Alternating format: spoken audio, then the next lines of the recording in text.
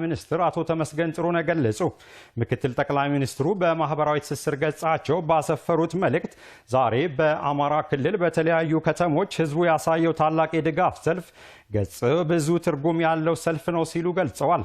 በዚህም ህዝቡ ቃሉንም ተግባሩንም ለማሳየት የቻለበትና ለልማት የወገነ መሆኑንም አስታውሰዋል።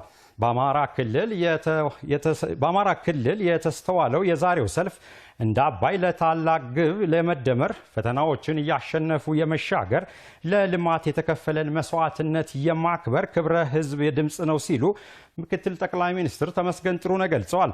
እንደዚህ ያሉ የህዝብ ታላላቅ ሰልፎች ለቀጣይ የኢትዮጵያ ግዙፍ ልማቶች የሚያተጋን የብርታት ደውል ነው ሲሉም ገልጸዋል።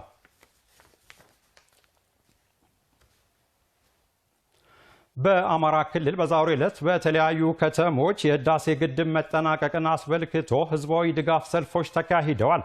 በአማራ ክልል ባህር ዳርን ጨምሮ በፍኖተ ሰላምና በተለያዩ ከተሞች የህዳሴ ግድብ መጠናቀቅን አስመልክቶ ህዝባዊ የድጋፍ ሰልፍ አካሂደዋል። የድጋፍ ሰልፍ በህብረት ችለናል በሚል መሪ ሐሳብ በክልሉ ባህር ዳር ከተማን ጨምሮ ጎንደር፣ ደሴ፣ ደብረ ብርሃን፣ ደብረ ማርቆስ፣ ወልዲያ፣ ሰቆጣ፣ ደብረ ታቦር፣ እንጂባራ፣ ገንዳ ውሃና ሌሎች ከተሞችም ከማለዳው ጀምሮ ተካሂዷል። የህዳሴ ግድብ የኢትዮጵያ ማንሰራራት ምልክት ነው፣ የብልጽግናችን አሻራ የሚጨበጥ ብርሃን የታየበት ነው ሲሉ በራሱም አቅም የተገነባ የሀገር ሀብትና የአፍሪካ ኩራት የሚሉና ሌሎችም መፈክሮች ሰልፈኞቹ አንግበው ተስተውለዋል። ዘገባው የአማራ ኮርፖሬሽን ነው።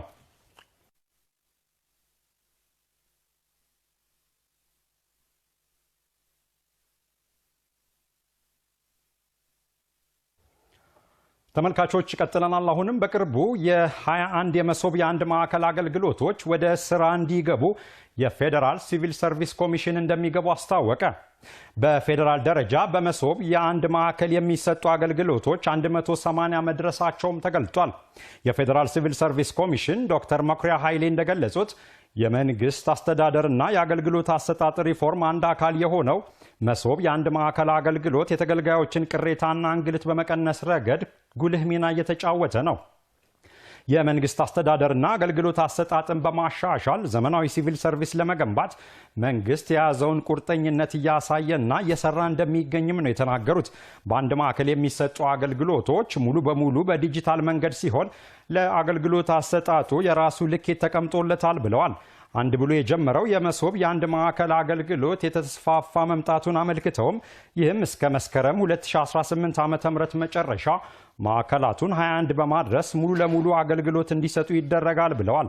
መረጃው የኢትዮጵያ ዜና አገልግሎት ነው።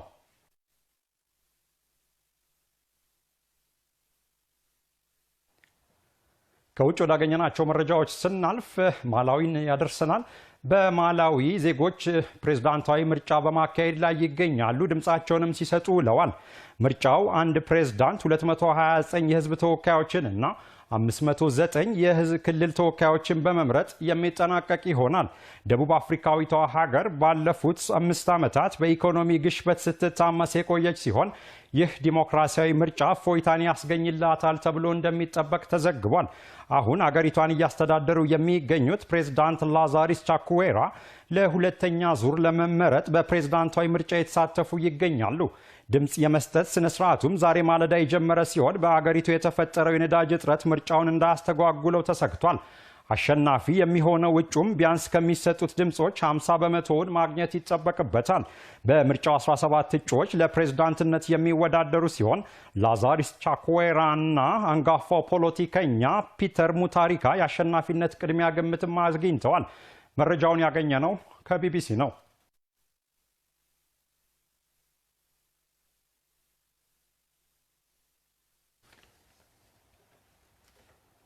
ናይጄሪያዊቷ ሼፍ ሂልዳ ባቺ የዓለማችን ትልቁን ጆል አፍ የተሰኘውን የሩዝ ምግብ በማብሰል ክብረ ወሰን መስበሯ ተጠቀሰ።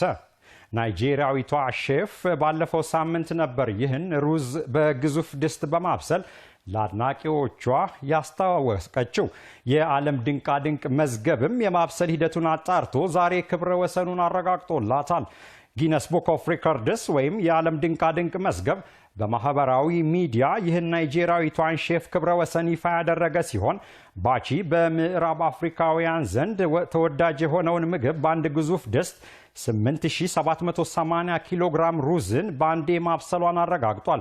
ሩዙን የማብሰል ሂደትም 9 ሰዓታትን ፈጅቷል። ዘገባው የቢቢሲ ነው።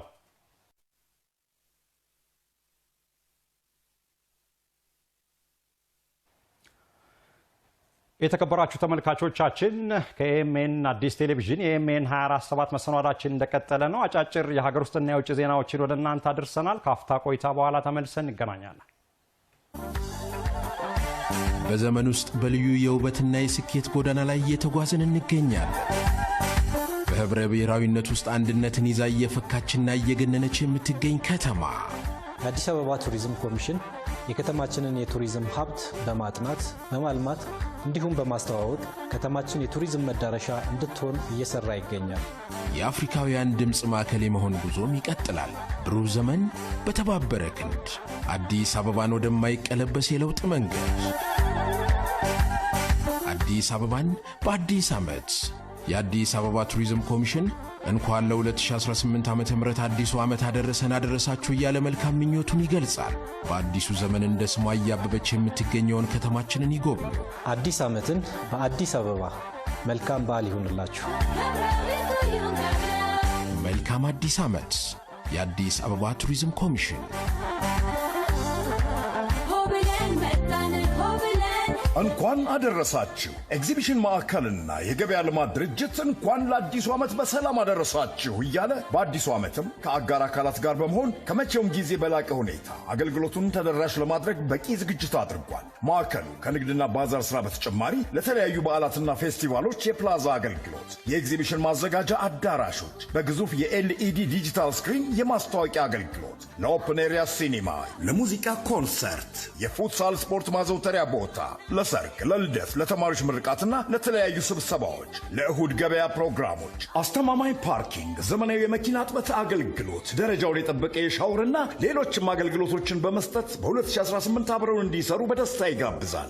አዲሱ ዓመት የስኬት፣ የጤና፣ የብልጽግና እንዲሆን እንመኛለን። ስልክ 0115156045 ወይም 0115152657። መልካም አዲስ ዓመት። ኤግዚቢሽን ማዕከልና የገበያ ልማት ድርጅት። እንኳን ለ2018 አዲስ ዓመት በሰላም አደረሳችሁ። የአዲስ አበባ ስራና ክህሎት ቢሮ በዓሉ የደስታ፣ የሰላም፣ የአብሮነትና የስኬት እንዲሆንላችሁ ይመኛል። አዲስ አበባን ውብ፣ ለኑሮ የምትመች፣ ወጣቶቿ ባደገ የሥራ ባህል ተጠቃሚ እንዲሆኑ ሰርተናል፣ አሳክተናል። አዲሱ ዓመት ከነበሩ ስኬቶቻችን ተነስተን አዲስ መንገድ፣ አዲስ የስኬት ጉዞ የምንጀምርበት ዓመት ይሆናል። ራሳችንን በተለያዩ ሙያዎች በማሰልጠን በማብቃት ለራሳችን ብሩህ ነገ እንትጋ። በቴክኒክና ሙያ ይሰልጥኑ፣ ክህሎትና እውቀት ይሰብስቡ። በተሻገረ የሥራ ባህል ነገውን ብሩህ ያድርጉ።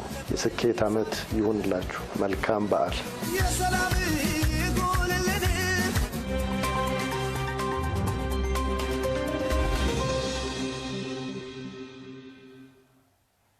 የተወደዳችሁ ተመልካቾቻችን ቀጥለናል። አሁንም ኤኤምኤን 24/7ታችን እስከ 1 ሰዓት ድረስ መጀመሪያው ምዕራፍ የሚዘልቅ ነው የሚሆነው። አሁን ደግሞ በመዲናችን አዲስ አበባ አሁናዊ የትራፊክ እንቅስቃሴ ፍሰቱ ምን ይመስላል ስንል በሁለት መንገድ የምናሳያችሁ ነው የሚሆነው። አንደኛው የጎግል ማፕን በመጠቀም አዲስ አበባ አጠቃላይ አሁናዊ የመኪኖች የትራፊክ እንቅስቃሴው ምን ይመስላል ስንል መለስ ብለን እናያለን። በዛው ልክ ደግሞ በተወሰነ አካባቢዎች ደግሞ የካሜራዎቻችን ሌንሶች ቦግተግ ብለው የሚያሳዩን ነው የሚሆነው። እንግዲህ መጀመሪያው አዲስ አበባ ላይ አሁን ላይ እንቅስቃሴዎችን ስናይ አዲስ አበባ አሁን እንግዲህ ከስራ መውጫ ሰዓት መሆኑ የሚታወቅ ነው። በርካታ አካባቢዎችን እንግዲህ በቀጥታ ማየት ይቻላል። ዴሜኒጃችንም ፊት ለፊት የሚታይ ነው የሚሆነው። ጎሮ አደባባይ ላይ በተለይ የካሜራ ሌንሶቻችን ባሉበት አካባቢ ጎሮን የምናስቃኛችሁ ነው የሚሆነው። ቀጥታ ስርጭት ነው። ጀርመን አደባባይን በዛው ልክ ታዲያ ከጀርመን አደባባይ በፊት አዲስ አበባ አሁናዊ ሁኔታዋ ምን ይመስላል ስንል የጉግል ማፕን በመጠቀም ያጠቃላይ ያለውን ማየት እንችላለን። ከላይ ላምበረት ከኮተቤ አካባቢ ስናይ ከኮተቤ ወደ ታች የሚመጣው አለ ቀይ መስመር የሚያሳይበት የትራፊክ መጨናነቅ እንዳለ ያሳያል። በዛው ልክ ደግሞ ላምበረት መናኸሪያ አካባቢ እንግዲህ ላምበረት መናኸሪያ አካባቢ በርካታ የትራፊክ እንቅስቃሴ የሚሳለጥበትና በርካታ መኪኖችም የሚንቀሳቀሱበት አካባቢ እንደሆነ ማየት ይቻላል። እዚሁ ጉግል ማፕ ላይ ወደ ሾላ ገበያ እንግዲህ ሾላ ገበያ ወደ 4 ኪሎ 6 ኪሎ የሚመጡ መኪኖች አሉ። ወደ መገናኛ የሚሄዱ መኪኖች አሉ። በርካታ የትራፊክ እንቅስቃሴ እንዳለ የጉግል ማፕ አሁናዊ መረጃ የሚያሳይበት ሁኔታ አለ። ልክ እንደዛው ካሳንቺስ አካባቢ በተወሰነ መንገድ ቂርቆስ አካባቢ እንግዲህ የከተማዋ እምብርት ከሆኑ አካባቢዎች ውስጥ አንዱ ደግሞ መስቀል አደባባይ መሆኑ ይታወቃል። መስቀል አደባባይ እንግዲህ በቀጥታ ወደ ቦሌ የሚሄደው መንገድ አለ። ወደ ስቴዲየም የሚሄደው ወደ 4 ኪሎ 5 ኪሎ 6 ኪሎ የሚመጣው መንገድ አለ። መብራቱ አካባቢ የትራፊክ መጨናነቅ በተወሰነ ደረጃ እንዳለ የጉግል ማፑ የሚያሳይበት ሁኔታ አለ። ቂርቆስ ቤተክርስቲያን እንደዚሁ አካባቢ ወደ ቄራ አካባቢ ቀይ መስመር ያሳያል። አንዳንድ አካባቢዎች ወደ ሳሪስ በአንጻሩ መሄጃ መንገድ ጎተራ ድልድይን ሲሳለጥ እንግዲህ ያን ያህል የትራፊክ መጨናነቅ እንደሌለ ያሳያል። ወደ ቦሌ መድኃኔዓለም አካባቢ ልክ እንደዛው ቦሌ ዋናው ኤርፖርቱ አካባቢ ስካይላይት ሆቴል አካባቢ የትራፊክ መጨናነቅ እንዳለ ይታያል። በአጠቃላይ ግን ሰላማዊና በርካታ እንቅስቃሴዎች ያሉበት መሆኑን ከጉግል ማፕ ማየት መመልከት እንግዲህ ይቻላል። ሌላኛው ደግሞ ጀርመን አደባባይ እንግዲህ በርካታ እንቅስቃሴዎች የሚካሄዱበት መሆኑ ይታወቃል። እንግዲህ ጀርመን አደባባይ አብዛኛው ወደ ከለቡ አለ ከቄራ የሚመጡ አሉ ወደ ጀሞ አካባቢ የሚሄደው በተወሰነ መንገድ የትራፊክ መጨናነቅ እንዳለ ያሳያል። እንግዲህ ፊት ለፊት እንደሚታየው ከዚህ ቀደም የነበረው አደባባይ ፈርሶ አሁን ላይ መኪኖች በአንጻሩ ያው በኮሪደር ስራውም በዛ አካባቢ እንቅስቃሴዎች የተሰሩ እንደሆነ ይታወቃል። ነገር ግን በምስሉ ላይም እንደምንመለከተው መኪኖቹ ቀስ እያሉ ተራቸውን እየጠበቁ የትራፊኮች እንግዲህ የፖሊስ ትራፊክ ፖሊሶች መሃል ላይ ይታያሉ እያሳለጡ እና የትራፊክ ፍሰቱን እያቀናበሩ እንግዲህ እያሳለጡ ያሉበት ሁኔታ ነው ያለው። እንግዲህ በርካታ ሰዓቱ አሁን እንግዲህ በርካቶች ከስራ የሚወጡበት ሰዓት ነው። በርካቶች ወደ መኖሪያ አካባቢያቸው ይሄዳሉ። እንዲህ አካባቢዎች ደግሞ የትራፊክ መዘጋጋትና መንገዶቹ ዝግ ከሆኑ አማራጭ መንገዶችን አይቶ መጠቀምም የተሻለ ነው። እንግዲህ የጀርመን አደባባይን ይዞ ወደ ቄራ አለ ወደ ጀሞ የሚሄደው አለ። እነዚህ አካባቢዎች እንግዲህ አደባባዩ አሁናዊ የካሜራ ሌንሶቻችን ቦግ ተግ ብለው እንግዲህ አደባባዩን በዚህ መልኩ እያሳዩ ይገኛሉ። እንግዲህ አንዳንድ አካባቢዎች ያው ትምህርት መከፈቱም ይታወቃል። አሁን ላይ ያው ተማሪዎች እስከ 9 ተኩል በብዛት በብዙ ትምህርት ቤቶች ይቆያሉ። በዚህ ሳምንት ደግሞ ግማሽ ሰዓት እንደሚቆዩ ይታወቃል። ነገር ግን በርካቶች ከስራ ቦታዎች ከተለያዩ እንቅስቃሴዎች ውሏቸው ከነበሩበት አካባቢ ተንቀሳቅሰው ወደ ቤታቸው የሚሄዱበት ሰዓት መሆኑ ይታወቃል። አሁን ባለው ሁኔታ ግን በዚህ አደባባይ በዚህ ማሳለጫ የትራፊክ ፍሰቱ ጤናማ ሆኖ መኪኖችም ተራቸውን እየጠበቁ እየተላለፉ ያሉበት ሁኔታ ነው ያለው። ታዲያ አሁናዊ ምስሎች እንግዲህ እንደሚያሳዩት መንገዶች የተጨናነቁ ቦታዎች አሉ። ታዲያ አቋራጭና አማራጭ መንገዶችን መጠቀም በሰዓቱ በጊዜው ወደ ቤትም ወደምንፈልገው ቦታ ለመድረስ የተሻለ ይሆናል። ይህንን መረጃ ወደ እናንተ እናደርስ ብለን ነው። የተከበራችሁ ተመልካቾቻችን አሁንም የኤምኤን 24/7 መሰናዷችን አሁንም እንደቀጠለ ነው። እንግዲህ በሁለተኛው ምዕራፍ ደግሞ በርካታ ጉዳዮችን እያነሳሳን የምንቆይ ነው የሚሆነው። በዛሬው ዕለት በአጀንዳነት ዋና ዋና ጉዳዮች በምዕራፍ 2 ስንመጣ ታዲያ ምን ዋና ዋና ጉዳዮችን ይዘናል የሚለውን በጨረፍታ በፍታ መልክ እስቲ ተከታትለን እንመለስ።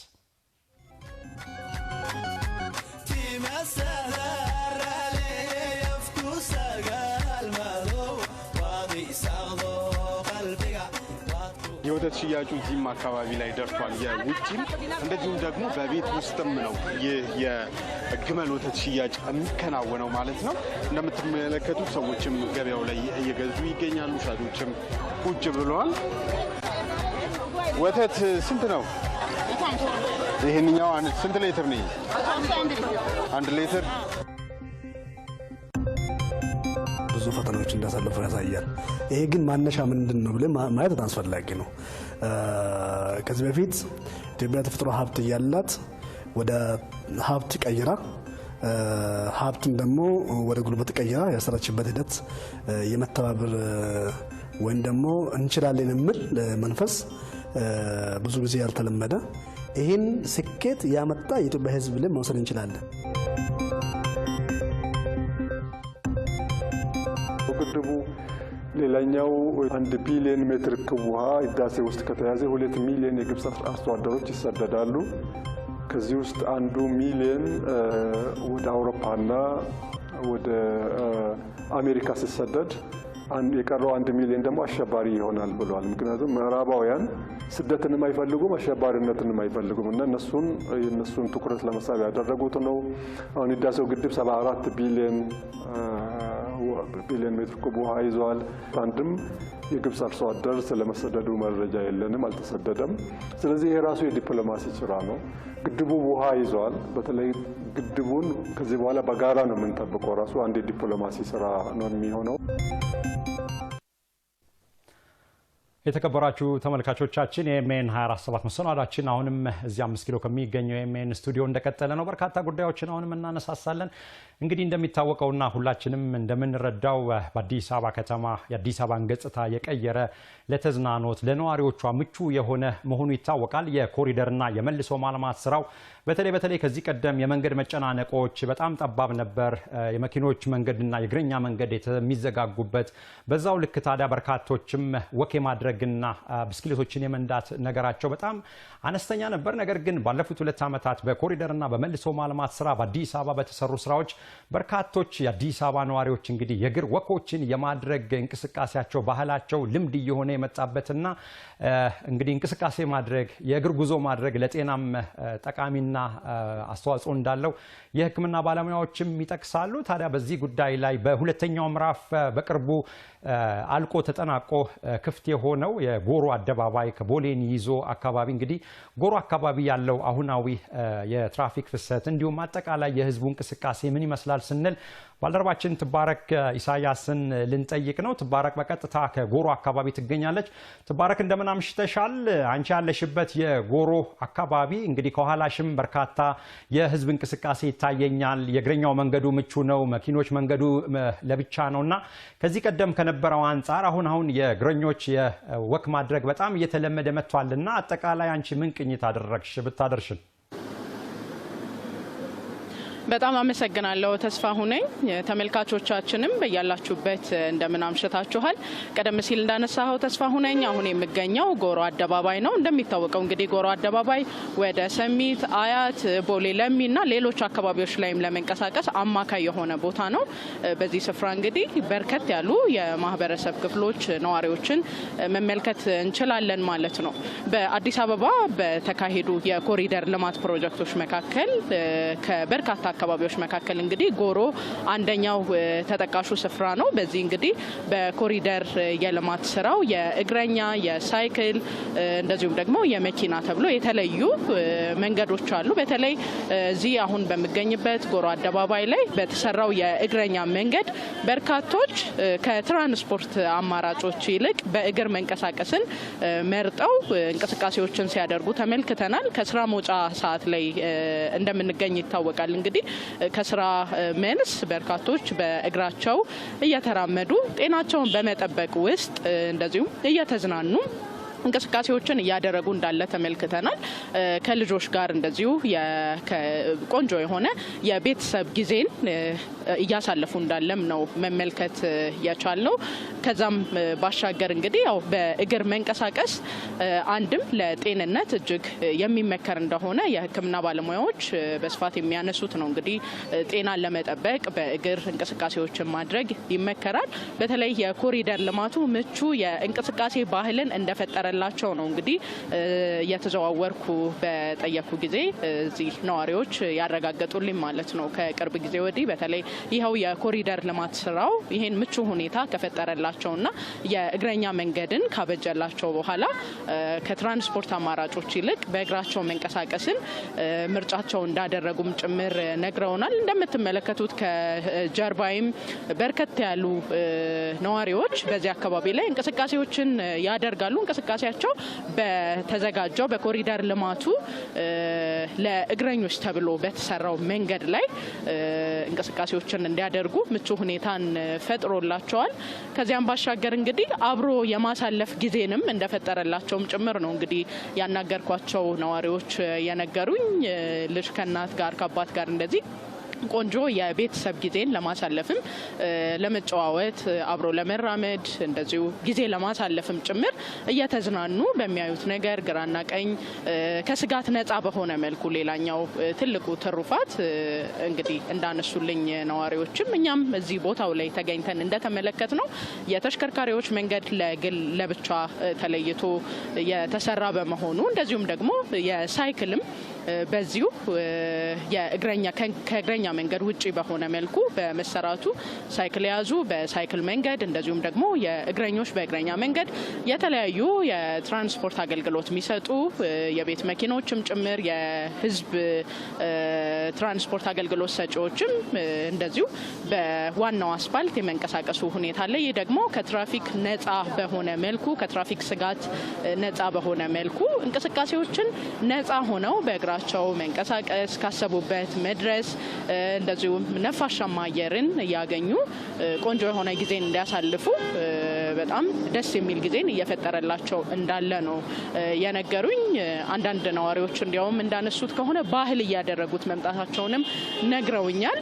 ከዚህ ቀደም በተለይ ከቢሮ መውጫ ሰዓት ላይ ሲሆን ትራንስፖርት መሰለፍ ትራንስፖርት ጥበቃ ላይ እንደዚሁም ደግሞ ያው የተለያዩ ወጪዎችም እሱን ተከትሎ ይኖራሉና እሱ ነገር እንደቀረላቸው ከስራ ሲወጡ በእግር መጓዝን ወደ መኖሪያ ቤታቸው በእግራቸው መድረስን በደስታ እሱን አማራጭ አድርገው እየወሰዱት እንደሆነ እለት እለት የሚያደርጉት ተግባር በመሆኑም ደግሞ ባህል የሆነ ይህንን ነገር በእግር መንቀሳቀስን ልምድ እያደረጉት እንደመጡም ጭምር ነግረውናል ማለት ነው። እንግዲህ የኮሪደር ልማቱ በርካታ ትሩፋቶችን ለመዲናችን አዲስ አበባ እንዳስገኘ ይታወቃል። ከነዛም መካከል የእግረኛ መንገድ ለብቻ መሰራቱ በጣም በእግር የሚደረጉ እንቅስቃሴዎች ባህል እየሆኑ እንዲመጡ አስችሏል። ፍጹም ከትራፊክ ነፃ በሆነ ከትራፊክ ስጋት በመላቀቅ ነፃ ሆነው እንቅስቃሴዎችን እንዲያደርጉ የትራፊክ ፍሰቱም ደግሞ በተሳለጠና ፍጹም ከስጋት በነፃ መልኩ እንቅስቃሴዎች እንዲደረጉ ምቹ ሁኔታን ስለመፍጠሩም ጭምር ነው ያገኘናቸው። በተለይ እዚህ አሁን የሚገኝበት ጎሮ አካባቢ ያሉ ነዋሪዎች ምስክርነታቸውን የሰጡን። እኛም እንግዲህ እዚህ ተገኝተን የተመለከትነውም የታዘብነውም ይህንኑ ነው። ተስፋ ሁነኝ ባልደረባችን ትባረክ ኢሳያስ አሁናዊ ያሉትን መረጃዎች አጠቃላይ ህዝቡንም ሰውንም ማነጋግረሽ ከጎሮ አካባቢ ስላደረሽን መረጃ እጅግ አድርገን እናመሰግናለን። መልካም ምሽት ይሁንልሽ። እንቀጥላለን። የተከበራችሁ ተመልካቾቻችን ኤምኤን 24/7ታችን ይቀጥላል። ካፍታ ቆይታ በኋላ በውሎ አዲስ መረጃዎች እንመለሳለን። ከ10 ዓመታት በላይ ለኢትዮጵያ መልክዓ ምድር ተስማሚ የሆኑ ማሽኖችና መለዋወጫዎችን የሚያቀርቡለት ማን ይመስሎታል?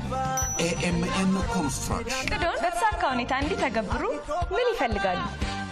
የግንባታ ወይስ የግብርና ማሽኖች፣ የመኪና መለዋወጫዎችና ጎማዎች ወይስ የራሳችን ብራንድ የሆነው የማሽነሪና የመኪና ዘይት? የፈለጉትን በዌብሳይታችን ይዘዙ። ታማኝነት መለያችን ነው። በአጭር ጊዜ ውስጥ ትዕዛዞን ከበሩ እናደርሳለን። ዋና ቢሮአችን ዱባይ እንዲሁም ቱርክ፣ ቻይናና አዲስ አበባ በሚገኙት ቅርንጫፎቻችን ደንበኞቻችንን በላቀ ጥራትና ፍጥነት እያስተናገድን እንገኛለን። ከ30 እስከ 50% ቅድመ ክፍያ ከፍለው ቀሪውን እየሰሩ የሚከፍሉበትን የብድር መፍትሄም እንሰጦታለን። አድራሻችን ኢምፔሪያል 24 አሻም ህንፃ አንደኛ ፎቅ ቁጥር 2 አንፎ 105 ቶታል አጠገብ። ኤኤምኤን ሀሴት የሚያፈሩበት የስኬት አምባሳደር። መልካም በዓል። ኤኤምኤን ኮንስትራክሽን ኃላፊነቱ የተወሰነ የግል ማህበር። ባልንጀሮቼ እንኳን ለአዲሱ ዓመት በሰላም በጤና አደረሳችሁ። በክፍለ ከተማችን አዲስ ከተማ የጀመርናቸውን የልማት የመልካም አስተዳደርና የኢኒሼቲቭ እቅዶችን ለማሳካት ርብርብ እያደረግን እንገኛለን። በተለይም ሰው ተኮር ፕሮጀክቶቻችን ተጀምረዋል። መርካቶ ላይ የሚገኝ ክፍለ ከተማ እንደመሆኑ መጠን በገበያ ማረጋጋትና የኑሮ ማሻሻያ ስራዎች ላይ ትኩረት አድርገን በተጠናከረ መንገድ የምንሄድ መሆኑን በዚህ አጋጣሚ እየገለጽኩ የክፍለ ከተማችን ነዋሪዎችና መላው የከተማችን ህዝብም በዚህ መልካም ስራ ከጎናችን እንዲቆም በታላቅ ትህትና ጥሬን ማቅረብ ፈልጋለሁ።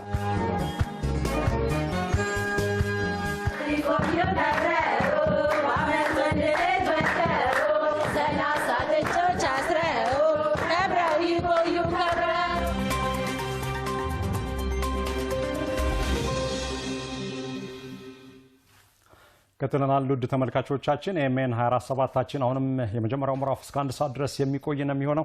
በርካታ ጉዳዮችን እያነሳሳን ነው። በተከታይነት ደግሞ በዛሬው ዕለት በመዲናችን አዲስ አበባ ምን ሁነቶች ተከናወኑ ስንል የተወሰኑትን መርጠን ወደ እናንተ የምናደርስበት ሰዓት ላይ እንገኛለን። ለሚኩራ ማኑፋክቸሪንግ የስያሜ ለውጥና የ10ኛ ዓመት የምስረታ በዓሉን ዛሬ እንግዲህ ሲያከብር የዋለበት ሁኔታ ነው ያለው። ታዲያ በ2007 ዓ.ም ቦሌ ህዳሴ ቴክኒክና ሙያ ኮሌጅ በሚል ነበረ በስያሜ የተቋቋመው የአሁኑ የለሚኩራ ክፍለ ከተማ ማኑፋክቸሪንግ ኮሌጅ ማለት ነው። በዚህም ኮሌጁ በተለያዩ የስልጠና መስኮች እንግዲህ በርካታ ተማሪዎችን እያሰለጠነና እያበቃ እንደነበር የሚታወስ ነው። አሁንም በርካታ የሰለጠነ የሰው ኃይል እንግዲህ ልክ እንዳለፉት 10 ዓመታት ሁሉ እያሰለጠነ እንደሚገኝ ኮሌጁ ያስታወቀበት ሁኔታ አለ። በዚህም ኮሌጁ ውጤት ተኮር ስልጠናዎችን በመስጠት ታዲያ ብቁ ተወዳዳሪና የፈጠራ ክህሎትን ያዳበሩ የሰለጠነ የሰው ኃይል በማፍራት ለከተማዋ ሁለንተናዊ ለውጥ የድርሻውን እየተወጣ እንደሚገኝ የኮሌጁ ዲን ዶክተር ታደሰ መኮንን የተናገሩበት ሁኔታ አለ። እንግዲህ የኮሌጁን የስም ለውጥና የምስረታ ዓመቱን አስመልክቶ ባልደረባችን የታምሩ ደምሴ በስፍራው ተገኝቶ መረጃውን አድርሶናል። ሁለተኛው ምዕራፍ የኮሪደር ልማት እንግዲህ በርካታ አካባቢዎችን ሸፍኖ በአብዛኛው በሚባል ደረጃ ተጠናቀው ለምረቃ ተዘጋጅተው ተመርቀው በዛውም ለአገልግሎት ክፍት መሆናቸው ይታወቃል። ታዲያ በሁለተኛው ምዕራፍ እየተጠናቀቁ ካሉ የኮሪደርና የኮሪደር ልማት ስራዎች ውስጥ አብዛኛው በተለይ ደግሞ ከሳር ቤት እስከ ጋርመንት እየተከናወነ ያለው ሁለተኛው ዙር የኮሪደር ልማት ስራ በርካታ ትሩፋቶችን ለአዲስ አበባ ከተማ በተለይ ለአካባቢው ማህበረሰብ ይዞ የመጣ የአካባቢውን ገጽታ የቀየረ በፊት የትራፊክ መጨናነቅ የነበረበት መስመር እንደሆነ የምናስታውሰው ነው ሁላችንም። ታዲያ በዚህም ከወዲሁ በርካታ ውጤቶች የተገኙበትና ጸጋዎችን ይዞ የመጣ መሆኑን የአካባቢው ነዋሪዎች ለጣቢያችን የነገሩበት ሁኔታ አለ። ኤምኤን ከሳር ቤት እስከ ጋርመንት አካባቢ እየተከናወነ ያለውን የኮሪደር ልማት ስራ ቅኝት አድርጎ ነበር። ዛሬ ጠዋት ላይ እንግዲህ ከሳር ቤት ጋርመንት ያለው የኮሪደር ልማት ስራ በጥራትና በፍጥነት በመከናወን ላይ ይገኛል። በዚህ በምስሉ ላይም እንደምንመለከተው እንግዲህ አዲስ አበባ ከተማ 24/7 በሚባል ደረጃ ሌት ተቀን በርካታ የስራ ባህልን የቀየረ መሆኑ ይታወቃል። የፕሮጀክት ማኔጅመንት በተለይ በርካታ ባጭር ጊዜ ውስጥ በጥራትና በፍጥነት እየተከናወነ ይገኛል። ከወዲሁ አካባቢው ምቹና ማራኪ እየሆነ እንዳለ እንግዲህ የተመለከትንበት ሁኔታ አለ።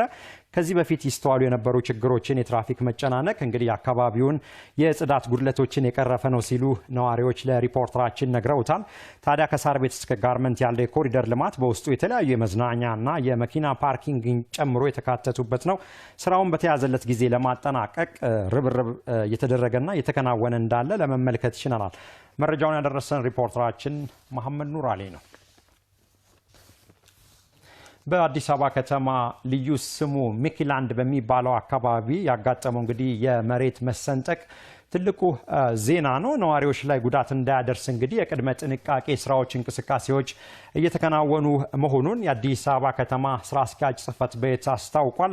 ታዲያ የአዲስ አበባ ከተማ እንግዲህ በምስሉ ላይም እንደምንመለከተው ከዚህ ቀደም ባልታየና ብዙም ባልተስተዋለ ሁኔታ የመሬት መሰንጠቁ እንግዲህ ትልቅ ዜና ሆኖ ዛሬ በአዲስ አበባ እንግዲህ የታየ ዜና ነው። በዚህም የአዲስ አበባ ከተማ ዋና ስራ አስኪያጅ ኢንጂነር ወንድሙ ሴታ በአካባቢው ያጋጠመው የመሬት መሰንጠቅ በሰዎችና በንብረት ላይ ጉዳት እንዳያስከትል የተሰሩ የቅድመ ጥንቃቄ ስራዎችን ተዘዋውረው የተመለከቱበት ሁኔታ አለ። እሳቸውና ባልደረቦቻቸው የሚመለከታቸው አካላት ማለት ነው። ከዚህ ቀደም እንግዲህ በዚህ አካባቢ ችግሩ ተከስቶ አያውቅም ያሉት ኢንጂነር ወንድሙ ሴታ የአዲስ አበባ ከተማ አስተዳደር ከአዲስ አበባ ዩኒቨርሲቲ የጂኦሎጂ ትምህርት ክፍል ጋር በመተባበር ለመሬት መሰንጠቁ መንስኤዎችን እያጠና መሆኑንና ውጤቱም ዛሬውኑ ማለትም እንግዲህ እስከ አመሻሽ ድረስ ይፋ ይሆናል ተብሎ እንደሚጠበቅም ተናግረዋል። የአደጋ ስጋቱ ከታወቀ አጭር ጊዜ ቢሆንም የስራ አስኪያጅ ጽህፈት ቤቱ ከ150 በላይ የቤተሰብ አባላትን ከአደጋ ስጋት ነፃ ማድረግ መቻሉን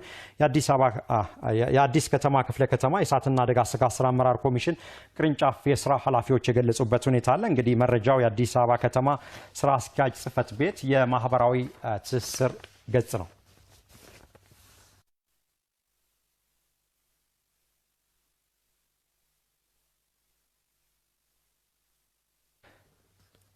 ተመልካቾች ቀጥለናል። አሁንም በርካታ ጉዳዮችን እያነሳሳን እንቀጥላለን እስከ 1 ሰዓት ድረስ። አሁንም አብራችሁን ትቆዩ ዘንድ በአክብሮት እንጋብዛለን። አቃቂ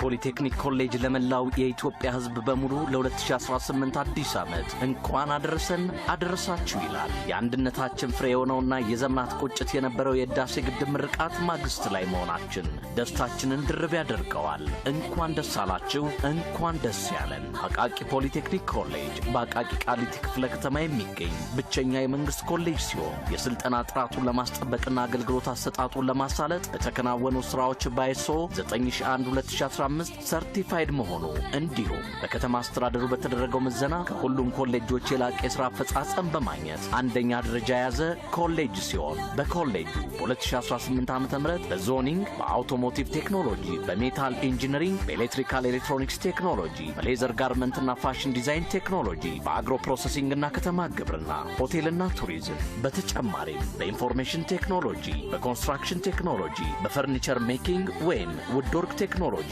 በቢዝነስ ሰርቬይንግና ድራፍቲንግ ቴክኖሎጂ የስልጠና ዘርፎች ስልጠና ለመስጠት ዝግጅቱን አጠናቋል። በመሆኑም ከላይ በተጠቀሱ ሙያዎች የሥራ ክህሎት ሚኒስቴር በሚያወጣው የመቁረጫ ነጥብ መሰረት በኮሌጃችን በመመዝገብ የስልጠና ተጠቃሚ እንድትሆኑ መልእክቱን ያስተላልፋል።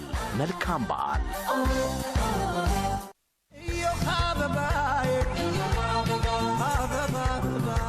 እንኳን ለአዲሱ ዓመት በሰላም አደረሳችሁ። የአዲስ አበባ ቤቶች ልማት አስተዳደር ቢሮና የአዲስ አበባ ቤቶች ልማት ኮርፖሬሽን እንኳን አደረሳችሁ ይላሉ። ለከተማችን ነዋሪዎች የቤት ፍላጎት መሟላት ቀን ከሌት እየሰራን ለኑሮ የሚመቹ የመኖሪያ ቤቶችን በጥራት ገንብተን እንዲህ ውብ አድርገን ለብዙዎች ያስረክበናል። በምቹ መንደር የቤት ባለቤት አድርገናል።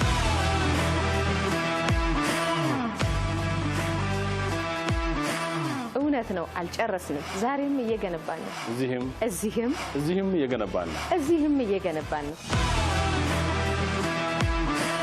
ቃል ገብተን ፈጽመናል። ዛሬም ቃል እንገባለን። ለከተማችን ነዋሪዎች የቤት ፍላጎት መሟላት ዛሬም እንሰራለን። ገንብተን እናስረክባለን።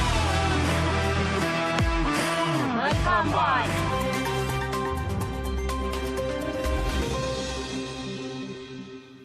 ክቡራን ተመልካቾቻችን የኤምኤን 24/7 የመጀመሪያው ምዕራፍ አሁንም እንደቀጠለ ነው። በርካታ የሀገር ውስጥና የውጭ ጉዳዮችን ወደ እናንተ እያደረስን እየቆየን ነው።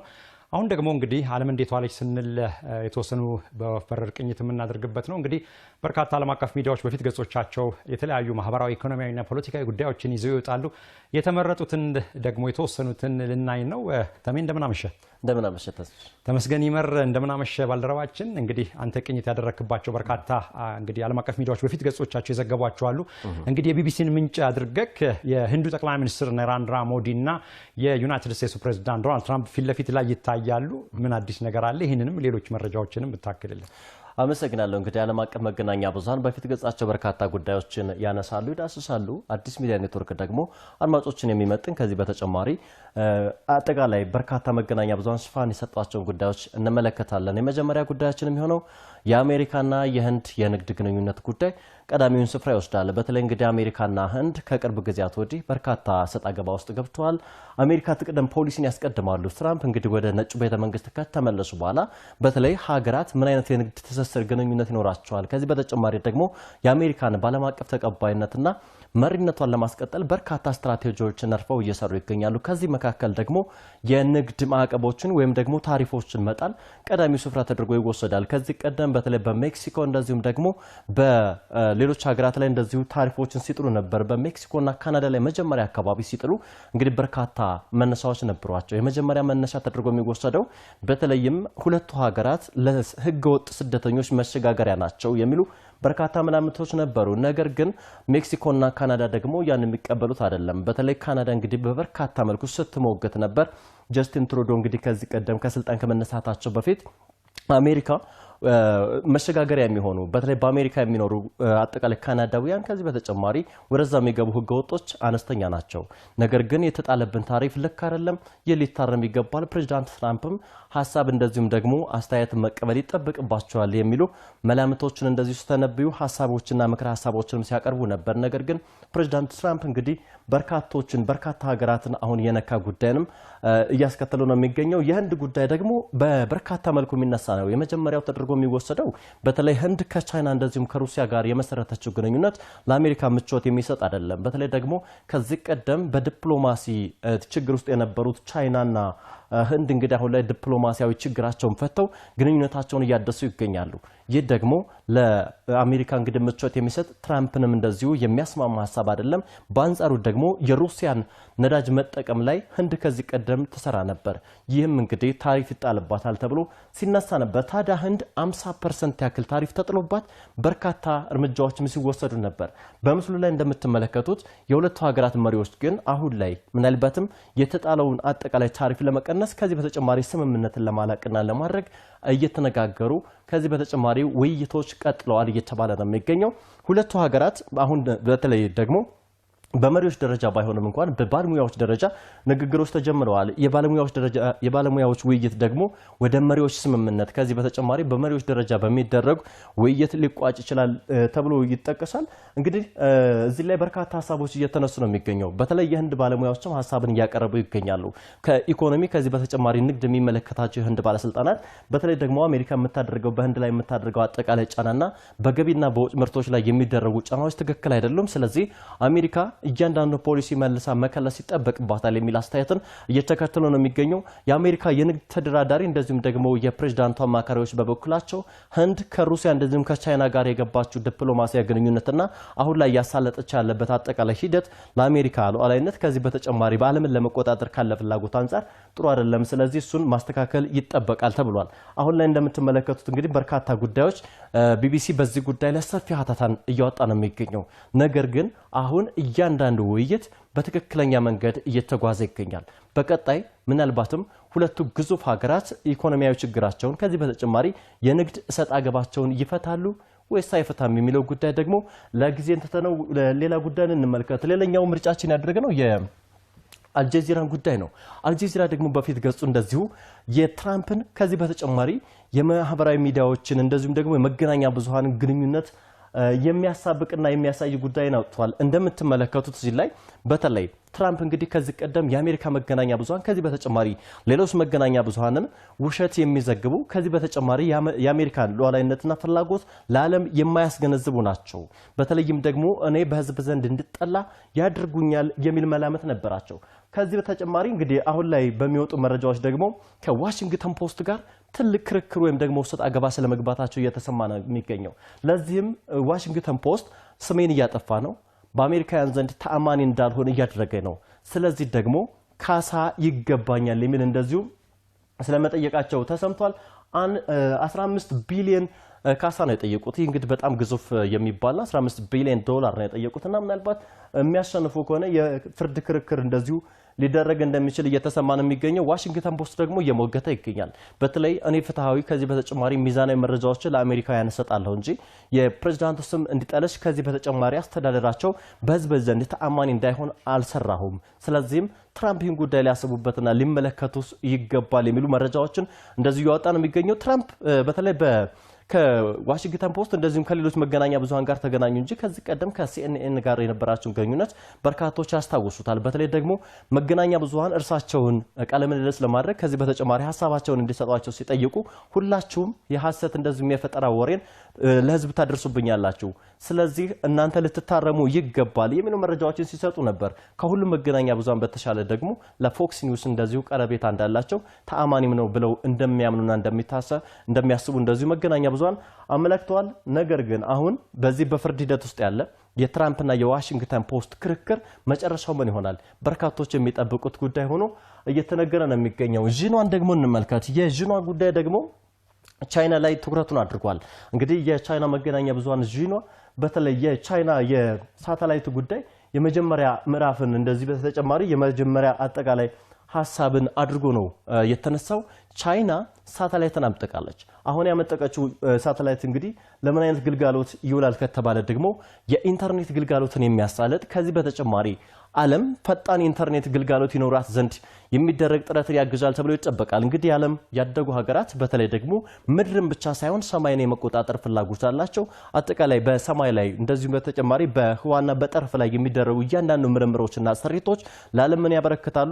የሀገራቱን የበላይነት እንደዚህ በተጨማሪ ለልዕለ ኃያልነታቸውን የሚያሳዩበት አንድ መንገድ ነውና አሁን ላይ ደግሞ ቻይና ከምድር በተጨማሪ በሰማይ ላይ ኢንተርኔት ፈጣን ይሆን ዘንድ ግልጋሎትም የተሳለጠ ይሆን ዘንድ እየሰራሁ ገኛለሁ ብላለች። እንግዲህ የዓለማችን ኢንተርኔት አብዛኛው በባህር ውስጥ የተዘረጋ እንደሆነ ይታወቃል። የባህር ውስጥ ኬብሎች ደግሞ በርካታ ጉዳቶች ሲያስተናግዱ ነበር። አንዳንድ ጊዜም እንደዚህ ኮላፕስ የማድረግ ወይም ደግሞ የመበላሸትም ችግር ሲያጋጥማቸው ነበር።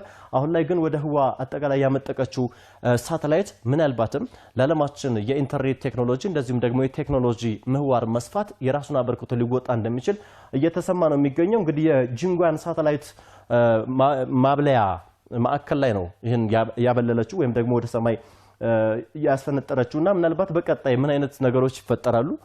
እውነት ይህ ወደ ሰማይ የመጠቀው ነገርስ ውጤታማ ይሆናል? በበርካቶች የሚጠበቅ ጉዳይ ነው። ዓለም አቀፍ መገናኛ ብዙሃን እንግዲህ በፊት ገጻቸው እነዚህን እያስነበቡ ነው። ካለን ጊዜ አንፃር እዚህ ላይ እንቋጭ። እንግዲህ የትራምፕና የዋሽንግተን ፖስት በተለይ እሰጥ አገባና ክስ በጣም የበርካቶችን ትኩረት የሳበ ነው። እንግዲህ ተመስገን እንደምታስታውሰው ከ2016 እስከ 20 በመጀመሪያው ዙራቸው ፕሬዚዳንት ትራምፕ በመሩበት ሰዓት በተለይ ሲኤንኤን፣ ኒውዮርክ ታይምስን፣ ዋሽንግተን ፖስትን በጣም በቃ በአንጻሩ እንዳልከው ቀደም ብለህ አንተ ከፎክስ ኒውስ ጋር የተሻለ ግንኙነት እንዳላቸው የሚታወስ ነው። እንግዲህ ፌክ ኒውሶችን ወይም የሐሰተኛ መረጃዎችን ያሰራጫሉ እነዚህ ሜይንስትሪም ሚዲያዎች፣ ፕሪንት ሚዲያውም ዋሽንግተን ፖስትም ምናምን ይላሉና መጨረሻው ወይስ ምን እንደሚሆን ጊዜ የሚፈታው ነው የሚሆነው። ለማንኛውም አንተ የመራረጥካቸውንና ያሳየህንን ከቢቢሲ ቀጠል ከዛ አልጀዚራ ወደ ዢኗ በጣም አድርገን ነው የምናመሰግነው። ተመስገን ይመር። መልካም ምሽት ይሆንል ዘንድ መልካም ምኞቴ ነው። ሰናይ ጊዜ። መልካም ምሽት ተመልካቾቻችን። መረጃዎቻችን አሁንም ይቀጥላሉ። ካፍታ ቆይታ በኋላ ተመልሰን እንገናኛለን።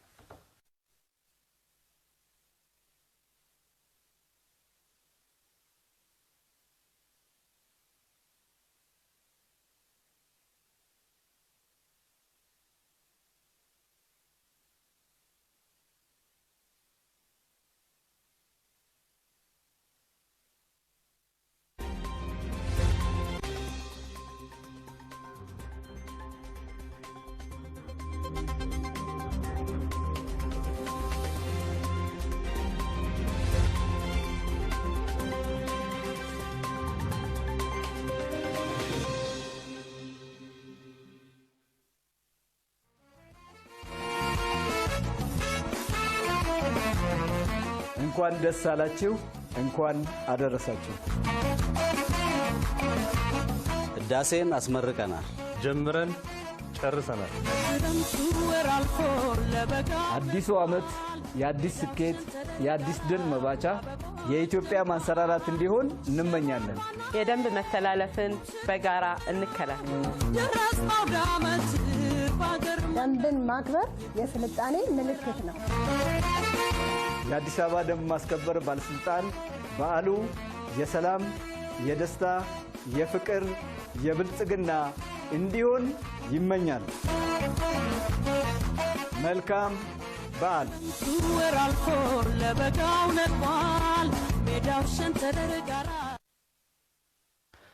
ተመልካቾቻችን ኤምኤን 24/7 መረጃችን አሁንም እንደቀጠለ ነው። በተከታይነት ደግሞ ምን አዳዲስ የሀገር ውስጥና የውጭ ስፖርታዊ መረጃዎች አሉ የሚለውን የምንከታተልበት ሰዓት ነው። ዘላለም አብይ እዚህ ስቱዲዮ ይገኛል። ዘላለም እንደምን አመሸህ? እንግዲህ የሰሞኑ አብዛኛው አይኖች ሁሉ ቀልቦች ሁሉ በጃፓን ቶኪዮ እየተካሄደ ያለው የዓለም አትሌቲክስ ሻምፒዮና እንደሆነ ይታወቃል። ሀገራችን ኢትዮጵያ ደግሞ በተለይ የኛ የምንላቸው ዲሲፕሊኖች አሉ እንደ 5000፣ 10000 ማራቶን የመሳሰሉ ረጅም ርቀቶች ባጭሩ ማለት ይቻላልና ያው ውጤት ስናጣ እናኮርፋለን። የመጡትን ውጤት ክሬዲት እንሰጣለን፣ እውቅና እንሰጣለን። ግን ስለለመድናቸው ድል የኛ ስለሆነ ውጤት ሲጠፋ ትንሽ ቅር እንሰኛለንና በርካቶችም መወያያ መሆኑ ይታወቃል። ለማንኛውም እነዚህንና ነጌሌ አርሲም እንግዲህ ወደ ፕሪሚየር ሊግ መግባቱ ይታወቃል። በ2018 በኢትዮጵያ ከፍተኛ ሊግ ያው አንደኛ ሆኖ እንዳጠናቀቀ ይታወቃል። ተጫዋቾችን እያስፈረመ ነው። አጠቃላይ የሀገር ውስጥና የውጭ መረጃዎችን ለተመልካቾቻችን ማድረስ ይችላል። አመሰግናለሁ ተስፊሽ። በርከት ያሉ የሀገር ውስጥና የውጭ መረጃዎች አሉ። ከመሸጋገሪያ በኋላ ለተመልካቾች የማደርስ ነው የሚሆነው።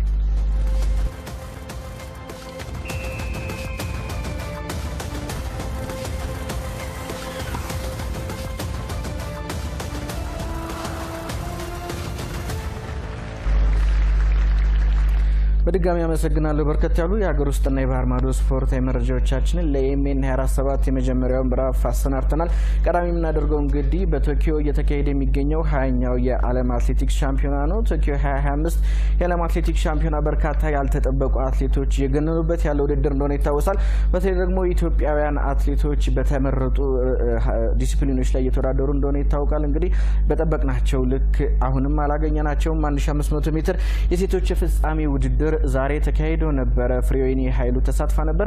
6ኛ ደረጃን ነው ይዛ ማጠናቀቅ የቻለችው። የሜዳሊያ ዝርዝር ውስጥ ምናልባት የወርቅ ሜዳሊያ ካልተገኘ የብር አሊያም የነሐስ ሜዳሊያ ተጠብቃ እንደነበረ ይታወሳል። አትሌቷ የግማሽ ፍጻሜ ውድድሯን ስታካሂድ ወድቃ እንደነበረ ይታወሳል። ከዛ በኋላ ወደ ፍጻሜ ለማለፍ እንግዲህ እድል ተሰጥቷት እንደነበረ ይታወሳል። እንደነ ድርቤ ወልተጂ የመሳሰሉ አትሌቶች እንግዲህ በ1500 ሜትር ላይ ላለፉት ዘመናት የብር ሜዳሊያዎችን የናስ ሜዳሊያዎችን እያገኙ እንደነበረ እናስታውሳለን። ድርቤ ወልተጂ ከአበረታች ንጥረ ነገር ጋር በተያያዘ እንግዲህ ከውድድሩ መሰናበቷ ይታወሳል። ዲስኳሊፋየር መሆኗ ይታወቃል። ታዲያ ፍሬወይኒ ኃይሉ ብቸኛ ተወዳዳሪ እንደነበረች እናስታውሳለን። በ1500 ሜትር እንግዲህ ሴቶች ፌዝ ኪፒዮጌ አሸንፋለች። እቺ ኬንያዊት አትሌት እንግዲህ ወርልድ ሪከርድ የዓለም ሪከርድ የ1500 ሜትር በእጇ እንዳለ እናውቃለን ማለት ነው። ዛሬም እንግዲህ አብዛኛው ቅድሚያ ግምት ለዚህች አትሌት ተሰጥቶ ነበር። ቅድሚያ ግምቶቹን እንግዲህ እውነት አድርጋቸዋለች ፌዝ ኪፒዮጌ ማለት ነው። 1500 ሜትር እንግዲህ በብቸኝነት የወከለችው ፍሬወይኒ ኃይሉ በተሳተፈችበት በ1500 ሜትር የሴቶች የፍጻሜ ውድድር ሸንፍ ኢትዮጵያዊቷ አትሌት ፍሬወይኒ ኃይሉ ደግሞ 6ኛ ደረጃን ይዛ ማጠናቀቋ ነው። እንግዲህ አትሌቷ ውድድሩ ማሸነፏ ተከትሎ ውጤቱ እንግዲህ 4ኛው የዓለም አትሌቲክስ ወርቅ ሻምፒዮና ሆኖ ተመዝግቦላታል ማለት ነው። በውድድሩ እንግዲህ ጥሩ ፉክክር ያደረገችው ፍሬወይኒ ኃይሉ አልተሳካላትም። 6ኛ ደረጃን ይዛ ዲፕሎማ ማግኘት ትችላለች። ወደ ሌላኛው መረጃችን ስናልፍ ደግሞ እንግዲህ 800 ሜትር የተወዳደረው አትሌታችን ዮሐንስ ተፈራ 8ኛ ደረጃን ይዞ በማጠናቀቁ ምክንያት ወደ ቀጣይ ዙር ሳያልፍ ቀርቷል ማለት ነው። መሐመድ አማን በዴቪድ ሮዲሻ የተያዘውን እንግዲህ ለአለፉት ዘመናት 800 ሜትር ላይ በኬንያ የበላይነት እንደነበረ ይታወሳል። ከዛ በኋላ እንግዲህ የዓለም አትሌቲክስ ሻምፒዮና ላይ ከ14 ዓመት በፊት መሐመድ አማን ውጤት ማስመዝገቡ ወርቅ ማግኘቱ ይታወሳል። ዳይመንድ ሊግንም ሳይቀር ይህ ኢትዮጵያዊ አትሌት ማሸነፉን እናስታውሳለን። አሁን ግን በ800 ሜትር በወንዶች ውጤት እያመጣን አይደለም። አማን ውጤት የተወሰኑ ርቀቶች ላይ እንግዲህ ኢትዮጵያን ወክሎ መወዳደር ችሎ እንደነበረ እናስታውሳለን። በወንዶች አልተሳካልንም። ምናልባት ጽጌ ድጉማ በ800 ሜትር ሴቶች የጃፓን ዓለም ሻምፒዮና ላይ ወርቅ ታመጣለች ተብሎ እየተጠበቀ ነው የሚገኘው። በ5000 ሜትር በሁለቱም ጾታዎች እንግዲህ የኢትዮጵያን አትሌቶች እንደሚወዳደሩ ይታወቃል። ነገር ግን ለውጤት የሚጠበቁ አትሌቶች ብዛም ናቸው። እውነት ለመናገር በተለይ ጽጌ ድጉማ እንግዲህ በ800 ሜትር ወርቅ መታገኝ ከሆነ የመጀመሪያው ወርቅ ይሆናል ተብሎ ይጠበቃል። አሁንም በርካታ ኢትዮጵያውያን እሱ ነው ተስፋ እያደረጉ የሚገኙት ማለት ነው። በወንዶች 800 ሜትር እንግዲህ የመጀመሪያ ማጣሪያ ላይ የተሳተፈው አትሌት ዮሐንስ ተፈራ 8ኛ ደረጃን ይዞ ማጠናቀቅ ችሏል። 21 ዓመቱ ላይ ነው የሚገኘው። አስቀድሞ እንግዲህ በድሬዳዋ በነበረው የታዳጊዎች የኢትዮጵያ ሻምፒዮና ላይ ክለቡን ወክሎ ወይም ደግሞ ጥሩነሽ ዲባባ አትሌቲክስ ማሰልጠኛን ወክሎ እንደነበረ እናስታውሳለን። ወደ ሌላኛው መረጃችን ስናልፍ እንግዲህ የፕሪሚየር ሊግ ውድድር ወደ አዲስ አበባ ይመጣል የሚሉ በርካታ መላምቶች እንደነበሩ እናስታውሳለን። ይህ እንግዲህ ሊሆን ከጫፍ ደርሷል ማለት ነው። የፕሪሚየር ሊጉ አክሲዮን ማህበር እንዲሁም ባህልና ስፖርት ሚኒስቴር እንግዲህ በርካታ ስራዎችን እንደሰሩ እናስታውሳለን። የፕሪሚየር ሊጉን ውድድር በአዲስ አበባ ለማስቀጠል የሁሉንም ርብርብ ይጠይቃል ተብሏል። ዛሬ ከባለድርሻ አካላት ጋር እንግዲህ ውይይቶች እንደነበሩ ነው የተገለጸው። የኢትዮጵያ እግር ኳስ ፌዴሬሽን ፕሬዝዳንት አቶ ኢሳያስ ድራ በቀጣይ እንግዲህ የኢትዮጵያን ፕሪሚየር ሊግ በአዲስ አበባ ስታዲየም ለማካሄድ ሙሉ ዝግጅቱ መጨረሱ ታውቋል። ነገር ግን ሁሉም ባለድርሻ አካላት በሰላም እንዲያልቅ ከ5 ዓመታት በኋላ ነው ዲኤስቲቪ የምስል መብቱን ከገዛ በኋላ የኢትዮጵያ ፕሪሚየር ሊግ በአዲስ አበባ ከተማ ተካሂዶ አያውቅም ነበር። ከፍተኛ ሊግ እና የሴቶች ፕሪሚየር ሊግ ብቻ በአዲስ አበባ አበበ ቢቂላ ስቴዲየም ሲካሄድ መቆየቱ ይታወሳል። ከ5 ዓመታት ቆይታ በኋላ የኢትዮጵያ ፕሪሚየር ሊግ ወደ አዲስ አበባ ስቴዲየም ተመልሷል። እንግዲህ በተለይ በዘንድሮ የውድድር ዘመን ውድድሩን በአዲስ አበባ እንዲካሄድ ስራዎች መጀመራቸው ይታወሳል። የከተማ ውስጥ መካሄዱ ዘርፈ ብዙ ጠቀሜታ እንዳለው እንግዲህ ፕሬዝዳንቱ አሳውቀዋል ማለት ነው። ውድድሮች በስፖርታዊ ጨዋነት እንዲካሄዱ የክለብ ደጋፊዎች፣ አመራሮች እንዲሁም ብዙሃን መገናኛ በርብርም በመስራት ጥሩ የውድድር ጊዜ ማሳለፍ ይጠበቅብናልም ተብሏል። ወዘሮ ሸዊት ሸንካም እንግዲህ በመድረኩ ላይ ተገኝቶ ነበር። የባህልና ስፖርት ሚኒስትር ናቸው። እሳቸው እንደተናገሩትም ይህ ውድድር እንግዲህ ከዘመናት ከአመታት በኋላ ነው ወደ አዲስ አበባ የተመለሰው። የስፖርት ማህበረሰቡ እንግዲህ ጥሩ የውድድር ጊዜን ያሳልፋል ተብሎ ነው የሚጠበቀው። ከዛ በተጨማሪ እንግዲህ ወደ ሌላኛው መረጃችን እንለፍ። በዘንድሮ የውድድር ዘመን ማለት ነው በኢትዮጵያ ፕሪሚየር ሊግ ተሳታፊ የሚሆነው በ2018 ማለት ነው የኔጌሌ አርሲ እግር ኳስ ክለብ ነው። በ2017 የውድድር ዘመን በከፍተኛ ሊጉ ሲሳተፍ እንደነበረ እናስታውሳለን። በምድብ ለማለት ነው። በምድብ ሀ ደግሞ እንደምናስታውሰው ሸገር ሲቲ እግር ኳስ ክለብ ነው ወደ ፕሪሚየር ሊጉ ማደጉን ያረጋገጠው። ሸገር ሲቲ እግር ኳስ ክለብ እንግዲህ በርካታ ተጫዋቾችን ማስፈረሙ ይታወሳል። በኢትዮጵያ ፕሪሚየር ሊግ ላይ ልምድ ያላቸው ከኢትዮጵያ ፕሪሚየር ሊግ አልፎ ወደ ሌሎች ፕሮፌሽናል ሊጎች ሄደው የመጫወት እድል ያገኙ እንደነ ሄኖክ አዱኛን የመሳሰሉ ተጫዋቾችን ማስፈረሙ ይታወሳል። ሸገር ሲቲ ሌላኛው አዲስ አዳጊ ኔጌሌ አርሲ እግር ኳስ ክለብ ነው። ዛሬ በፌስቡክ የማህበራዊ ትስስር ገጻቸው እንግዲህ ይፋ አድርገዋል ማለት ነው። ተጫዋቾችን አስፈርመዋል። የመጀመሪያው እንግዲህ በረከት ወልዴ ነው አማካኙ። በረከት ወልዴ በቅዱስ ጊዮርጊስ እንደዚሁም ደግሞ በሌሎች እግር ኳስ ክለቦች ማሳለፉ የሚታወስ ነው። በረከት ወልዴ በተለይ በወላይታ ዲቻ የምናስታውሰው ተጫዋቻችን ነው። ሀቢብ ከማል የመስመር አጥቂ ነው። አምና የውድድር ዘመኑን በኢትዮጵያ ምድር ነው የጀመረው። ግማሽ የውድድር ዘመን ላይ ደግሞ በውሰት ወደ ድሬዳዋ አቅብቶ ድንቅ የውድድር ዘመን እንዳሳለፈ እናስታውሳለን። ሁለቱም ተጫዋቾች እንግዲህ ወደ አርሲ ነገሌ ማግናታቸው ተገልጿል ማለት ነው። የመጨረሻ መረጃ ላድርገውና 70ኛ ዓመቱ ላይ የሚገኘው የአውሮፓ ሻምፒዮንስ ሊግ እንግዲህ በአዲስ ፎርማት ቅርጽ ደግሞ በሁለተኛ ዓመቱ ላይ ነው የሚገኘው። ዛሬ በርካታ ጨዋታዎችን ያስተናግዳል ተብሎ ይጠበቃል። እጅግ ተጠባቂ የሚሆነው አርሰናል ወደ ስፔን ተጉዞ ከአትሌቲክ ቢልባኦ ጋር የሚጫወትበት ነው። እንግዲህ ከዛ በተጨማሪ ደግሞ የኔዘርላንዱ ፒኤስቪ ዩኒየን ሴንት ጊሎሲን የሚያስተናግድበት ጨዋታ እንደዚሁ በአውሮፓ ሻምፒዮንስ ሊግ የዛሬ ተጠባቂ ነው። ቤኔፊካ ካራባግን የሚያስተናግድበት ጨዋታ እንደዚሁ ይጠበቃል። በጣሊያን ሴሪ የውድድር ዘመን ማለት ነው ሁሉንም ጨዋታዎችን አሸንፈው በላሊጋው እንግዲህ ሁለተኛ ደረጃ ላይ ነው የሚገኙት ጁቬንቱሶች ዛሬ ከቦሩሲያ ዶርትመንድ ከጀርመኑ ተወካይ ክለብ የሚጫወቱበትም እንደዚሁ የዛሬ የአውሮፓ ሻምፒዮንስ ሊግ ተጠባቂ መርሃ ግብር ነው። ሪያል ማድሪድ በሜዳው ኦሎምፒክ ማርሴን የፈረንሳዩን የሊግ ተሳታፊውን ኦሎምፒክ ማርሴን የሚያስተናግድበት ጨዋታ እንደዚሁ በርካታ ትኩረትን እየሳበ ይገኛል። ቶተንሃም ስፐርስ የእንግሊዙ ተወካይ እንግዲህ ቶማስ ፍራንክን ከቀጠረ በኋላ በፕሪሚየር ሊጉ እንግዲህ ካደረጋቸው 4 ጨዋታዎች 3 ጨዋታዎችን ማሸነፉ ችሏል። ቪያሪያል እንግዲህ ወደ ለንደን አቅንቶ ቶተንሃም ስፐርስን የሚገጥምበት መርሃ ግብር አለ። የመጀመሪያው ምዕራፍ የ24/7 መረጃዎቻችን እነዚህን ይመስላሉ። ተስፋው ነኝ። በሁለተኛው ምዕራፍ ደግሞ ዝርዝር ያሉ በርከት ያሉ የሀገር ውስጥና የባህር ማዶ ስፖርታዊ መረጃዎቻችን ለተመልካቾቻችን የምናደርስ ነው የሚሆነው። እኔ እዚሁ ላይ ላውቃ። ዘላለም አብይ ስላደረስከን የሀገር ውስጥና የውጭ ስፖርታዊ ዘገባዎች እጅግ አድርገን እናመሰግናለን። መልካም ምሽት ይሁንልን ለሁላችን። መልካም የተከበራችሁ ተመልካቾቻችን ኤኤምኤን 24/7 የመጀመሪያው ምዕራፍ በርካታ የሀገር ውስጥና የውጭ ጉዳዮችን እያነሳሳን አብረናችሁ ቆይተናል።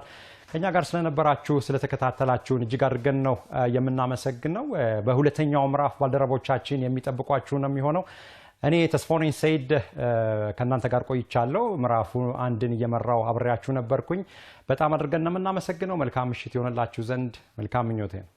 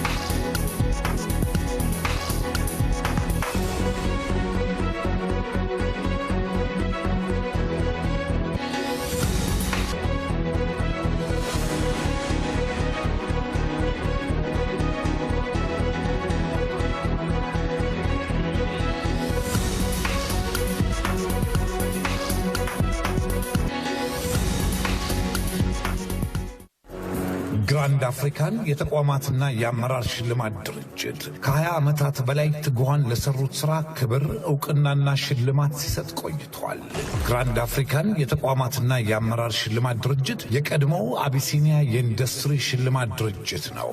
ድርጅታችን የአፍሪካን ሀገራት ተቋማት በሙሉ መሰረት ያደረገ የላቀ ሽልማት ለመስጠት መጠሪያውን ወደ ግራንድ አፍሪካን ቀይሯል። ለሀገራችሁ ታላቅ ሥራ ሰርታችሁ የ2017 ዓ.ም ተሸላሚ መሆናችሁን ማብሰሪያ የደረሳችሁ ተቋማት እንኳን ደስ ያላችሁ እንላለን። ድርጅታችን በ2017 የሽልማት ዓመት ለ1250 ተቋማት የመስክ ምዘና በማድረግ የተቋማቱን የሥራ አፈጻጸም በተጨባጭ በተቋሙ ውስጥ ተገኝቶ በድርጅታችን መመዘኛ መስፈርት መሠረት መዝነን የላቀ ውጤት ያመጡትን ለዓመቱ ሽልማት ይዘን ቀርበናል። የ2017 ዓ.ም የተቋማትና የአመራር ሽልማታችን የድርጅታችን የበላይ ጠባቂ በተገኙበት በቅርቡ ለመሸለም ተዘጋጅተናል። ሰርተው ሀገር ያለሙ የሀገራችን አምራቾችና አገልግሎት ሰጪ የግልና የመንግስት ተቋማት ዋንጫና በከፍተኛ ክብር ዲፕሎማ ይሸለማሉ። በየተቋማቱ ለረጅም ዓመታት ያገለገሉ ሰራተኞች፣ ሙያተኞችና የሥራ መሪዎች ለላቀው ሥራቸው ከፍተኛ የኢንዱስትሪ ሥራ አፈጻጸም ሜዳሊያ፣ ኒሻን፣ ዲፕሎማና ልዩ ልዩ ሽልማቶች ይሸለማሉ። ተቋማቸውን ለላቀ ክብር ያበቁ የሥራ መሪዎች የከፍተኛ ክብር የሥራ አስፈጻሚነት ኮርዶንና ዲፕሎማ ይሸለማሉ። ትጉሃንን እንሸልማለን። ግራንድ አፍሪካን የተቋማትና የአመራር ሽልማት ድርጅት።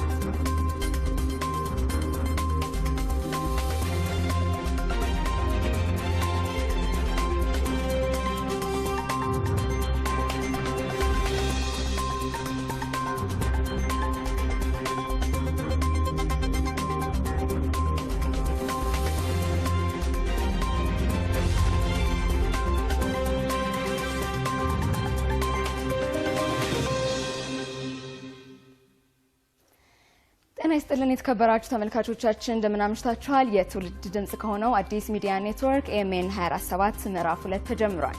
በምዕራፍ 1 ኤምኤን 247 ተስፋው ነው ሲሄድ ከእናንተ ጋር አምሽቷል። በምዕራፍ 2 ኤምኤን 247 ደግሞ በቀጥታ ስርጭት ወደ እናንተ ያደረሰን ቤተልሔም አያሌው፣ እኔም ንጉስ በቃሉ፣ በምልክት ቋንቋው ፍቅር ተከበደ ከመላው ስቱዲዮ አጋሮች ጋር አብረናችሁ የምናመሽ ነው የሚሆነው። አብራችሁን ስለምታመሹ አስቀድመን ከፍ አድርገን እናመሰግናለን። አርስቶቹን እናስቀድም። የኢትዮጵያ ሰው መልካም ሰው እንደሆነ፣ ሰው ወዳድ እንደሆኑ፣ እንግዳ ተቀባይ እንደሆኑ፣ የኛ ብዙ ባህል፣ ትልቅ ህዝብ፣ የረጅም ታሪክ ሀገር እንደሆን ይህንን ሁሉ የሚናገሩት አሁን እኛ አይደለንም። ወደኛ የሚመጡ ለቱሪስት አዲስ አበባ ለማየት የሚመጡ ናቸው። ይህን ሁሉ ያመጣው የህዳሴ ግድብ ፕሮጀክት ነው። ታላቁ የኢትዮጵያ ህዳሴ ግድብ በኢፍትሃዊ የውሃ አጠቃቀም ቀንበር ስር ለወደቁ ሀገራት ጮራን የፈነጠቀ መሆኑ ተገለጸ።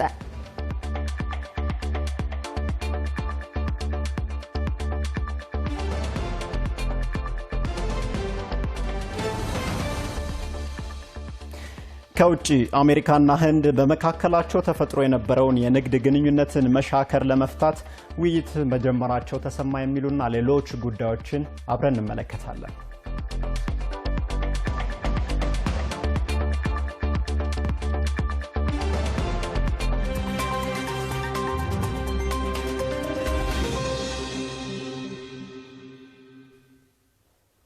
ቆይታችሁን ከኤምኤን 247 ጋር አድርጉ። አጫጭር ጉዳዮችን እናስቀድማለን። ኢትዮጵያ የተለያዩ ኢኒሼቲቮችን በመተግበር በአፍሪካ የንጹህ ኢነርጂ ሽግግርን ሂደት ውስጥ ሚናዋን እየተወጣች እንደምትገኝ ኢዜአ ያነጋገራቸው የአፍሪካ ምሁራን ገለጹ። የኢትዮጵያ ሀገር በቀል የአየር ንብረት ለውጥ መፍትሄዎች ሌሎች የአፍሪካ ሀገራት የትምህርት ትምህርት የሚሆን ነው ብለዋል። በሌሴቶ ብሔራዊ ዩኒቨርሲቲ የሚሰሩትና በአፍሪካ ከሚገኙ አንጋፋ የቤተ መጻሕፍት ባለሙያዎች መካከል አንዷ የሆኑት ዶክተር ቡሁሌ ሙሙምባ ታታ አዲስ አበባ የኢትዮጵያ አስገራሚ የአረንጓዴ ኢኒሼቲቭ ተምሳሌት ናት ሲሉ ነው የገለጹት። መዲናዋ ይበልጥ አረንጓዴ የሆነች የመጣችበት መንገድ እንዳስገረማቸው ጠቅሰው በአዲስ አበባ እየተተከሉ ያሉ በርካታ ዛፎች ከተማዋን እንዳስዋባት ነው የተናገሩት። በሌላ በኩል ኢትዮጵያ የንጹህ ኤነርጂ ተጠቃሚነትን ለማረጋገጥ እያከናወነቻቸው ያሉ ስራዎችን ያደነቁት ባለሙያዋ የኢትዮጵያ ታላቁ የኢትዮጵያ ህዳሴ ግድብ መመረቅ ይህንን ውጥን የሚያሳካ ነው ብለዋል። የጋና ዩኒቨርሲቲ ኢንፎርሜሽን ጥናት የትምህርት ክፍል መምህርና ዓለም አቀፍ የቤተ መጻሕፍት ማህበራትና ተቋማት ፌዴሬሽን ሰብሳቢ ዶክተር ሞኒካ በበኩላቸው ኢትዮጵያ የአየር ንብረት ለውጥን በመከላከል አረንጓዴ ኢኮኖሚን ለመገንባት እየወሰደች የምትገኘውን እርምጃ አድንቀዋል። የኢትዮጵያ የአየር ንብረት ለውጥ መፍትሄዎች በሌሎች የአፍሪካ ሀገራትም መተግበር እንደሚገባቸውና ሀገራት ምርጥ ተሞክሮዎችን መለዋወጥ እንደሚኖርባቸው ተናግረዋል። አፍሪካውያን ከሀገሪቷ ውጭ ያሉ መፍትሄዎችን ከመጠበቅ ይልቅ ሀገር በቀል መፍትሄዎችን ገቢራዊ ማድረግ እንዳለባቸውም ነው ያሳሰቡት።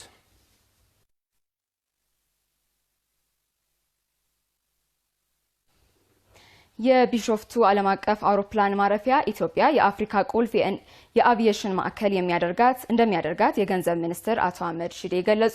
የኢትዮጵያ አየር መንገድ በቢሾፍቱ ከተማ የሚገነባው ዓለም አቀፍ የአውሮፕላን ማረፊያ ፕሮጀክትን አስመልክቶ የግንዛቤ ማስጨበጫ መርሃ ግብር እየተከናወነ ነው። በመድረኩ የገንዘብ ሚኒስትሩ አህመድ ሺዴ፣ የኢትዮጵያ አየር መንገድ ዋና ስራ አስፈጻሚ መስፍን ጣሰው፣ የአውሮፕላን ማረፊያዎች የህንፃ ዲዛይን አማካሪዎችና ተቋራጮች እንዲሁም የተለያዩ ሀገራት ዲፕሎማቶችና የፋይናንስ ተቋማት የስራ ኃላፊዎች ታድመዋል።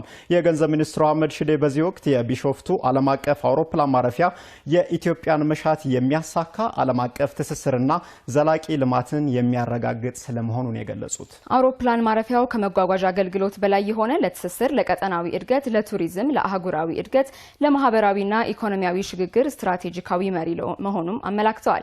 ከአዲስ አበባ በቅርብ ርቀት በስትራቴጂካዊ ቦታ ላይ የሚገነባው አዲሱ ዓለም አቀፍ አውሮፕላን ማረፊያ በአፍሪካ ግዙፍ ይሆናል ብለዋል። ግንባታው ሲጠናቀቅም በቦሌ ዓለም አቀፍ አውሮፕላን ማረፊያ ላይ ያለውን ጫና እንደሚያቃልልም ተናግረዋል። የኢትዮጵያ አየር መንገድ ዋና ስራ አስፈጻሚ መስፍን ጣሰው በበኩላቸው አየር መንገዱ እድገቱን በማስቀጠል ከቦሌ አውሮፕላን ማረፊያ 40 ኪሎ ሜትር ርቀት በምትገኘው የቢሾፍቱ ከተማ አቅራቢያ የሚገነባው አዲስ ግዙፍ አውሮፕላን ማረፊያ ለኢትዮጵያ አየር መንገድ ትልቅ ምዕራፍ መሆኑን ጠቅሰው ግንባታው ሙሉ በሙሉ ሲጠናቀቅ የአፍሪካን እድገት ጥንካሬና አንድነት ያጎለብታል ነው ያሉት።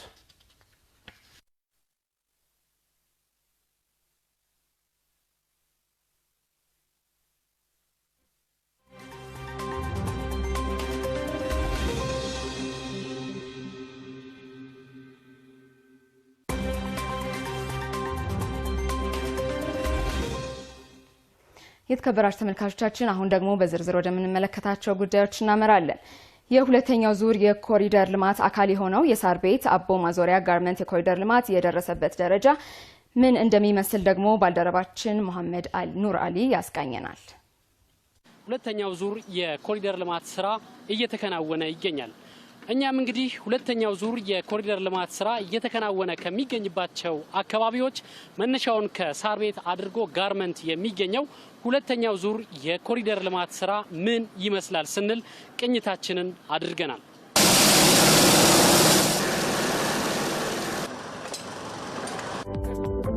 ተዋወቅ እስቲ፣ ማን ትባላለህ? ራስን አስተዋውቀን። ኤልያስ ደሳለኝ ይባላለሁ። የዚህ ሳይት መሀንዲስ ነኝ። ይሄ ደግሞ እንደምታዩት ያለው የታክሲ ተርሚናል ወይ ደግሞ ፓርኪንግ ያካተተ ሰፋ ያለ ስራ ነው። የሚገኘው ደግሞ ከሳር ቤት እስከ ጀርመን አደባባይ ያለው የኮሪደር ልማቱ አካል ሲሆን ያው እንደምታዩት ስራው በጣም በአሪፍ ሁኔታ እየሄደ ነው። እየተቀላጠፈ ስራ ነው።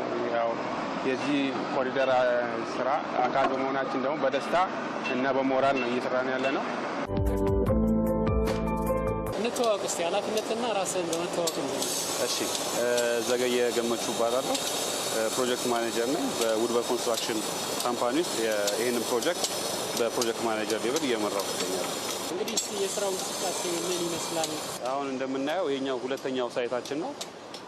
እዚህ አደባባዩ ላይ ወደ 4 ፕሮጀክቶች አሉን። ሎት 1፣ ሎት 2 እና ሎት 3 እና አደባባዩ አለን። ይሄኛው ሎት 2 ብለን የሰየምነው ፕሮጀክት ነው። እዚህ ላይ እንደምናየው የአብዛኛው የልጆች ኢንተርቴይንመንት ዞን ነው። የልጆች መጫወቻ አለው። ታች ጎካርት፣ ሜሪጎ የልጆች መጫወቻ ስፔሶች ናቸው እዚህ ጋር ያሉት። ሌላ እንደምታዩ ሶፍት ስኬፕ እና ሃርድ ስኬፑ ባላንስ ባደረገ ላይን ማራኪ በሆነ ላንድስኬፕ ነው የሰራ ነው። እቺ የምታያት ጎጆ ቤቷ ኪዮስክ ነች። ዴሊቨሪ የሚባልበት ነው። ያንኛው ደግሞ ትልቁ ጎጆ ባር ብለን የሰየምነው ነው። እሱ አቀማመጡ እንደምታየው አብዛኛው ፌሱ ወደ ልጆች መጫወቻው ነው። ወላጆች እነሱም እየተዝናኑ ልጆቻቸውም በዛው ሲጫወቱ እዛው ቁጭ ብለው ኮንትሮል እንዲያደርጓቸው በማሰብ ነው። ያንኛውን ሌቭል ዲፈረንሱም ከፍ ያለ ነው። ስለዚህ ወላጆች እዛ እየተዝናኑ ልጆቻቸውን በቅርብ ርቀት ያያሉ ማለት ነው።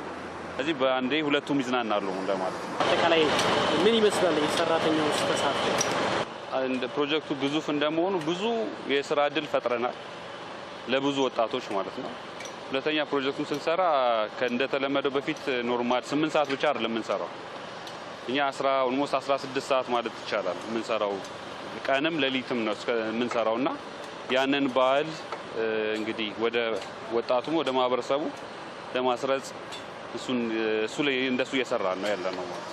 ስለዚህ ፋይናል እነዚህ የፊቲንግ እና የማሳመር የማስዋብ ስራዎች የማጽዳት እነዛ ስራዎች ናቸው የቀሩን።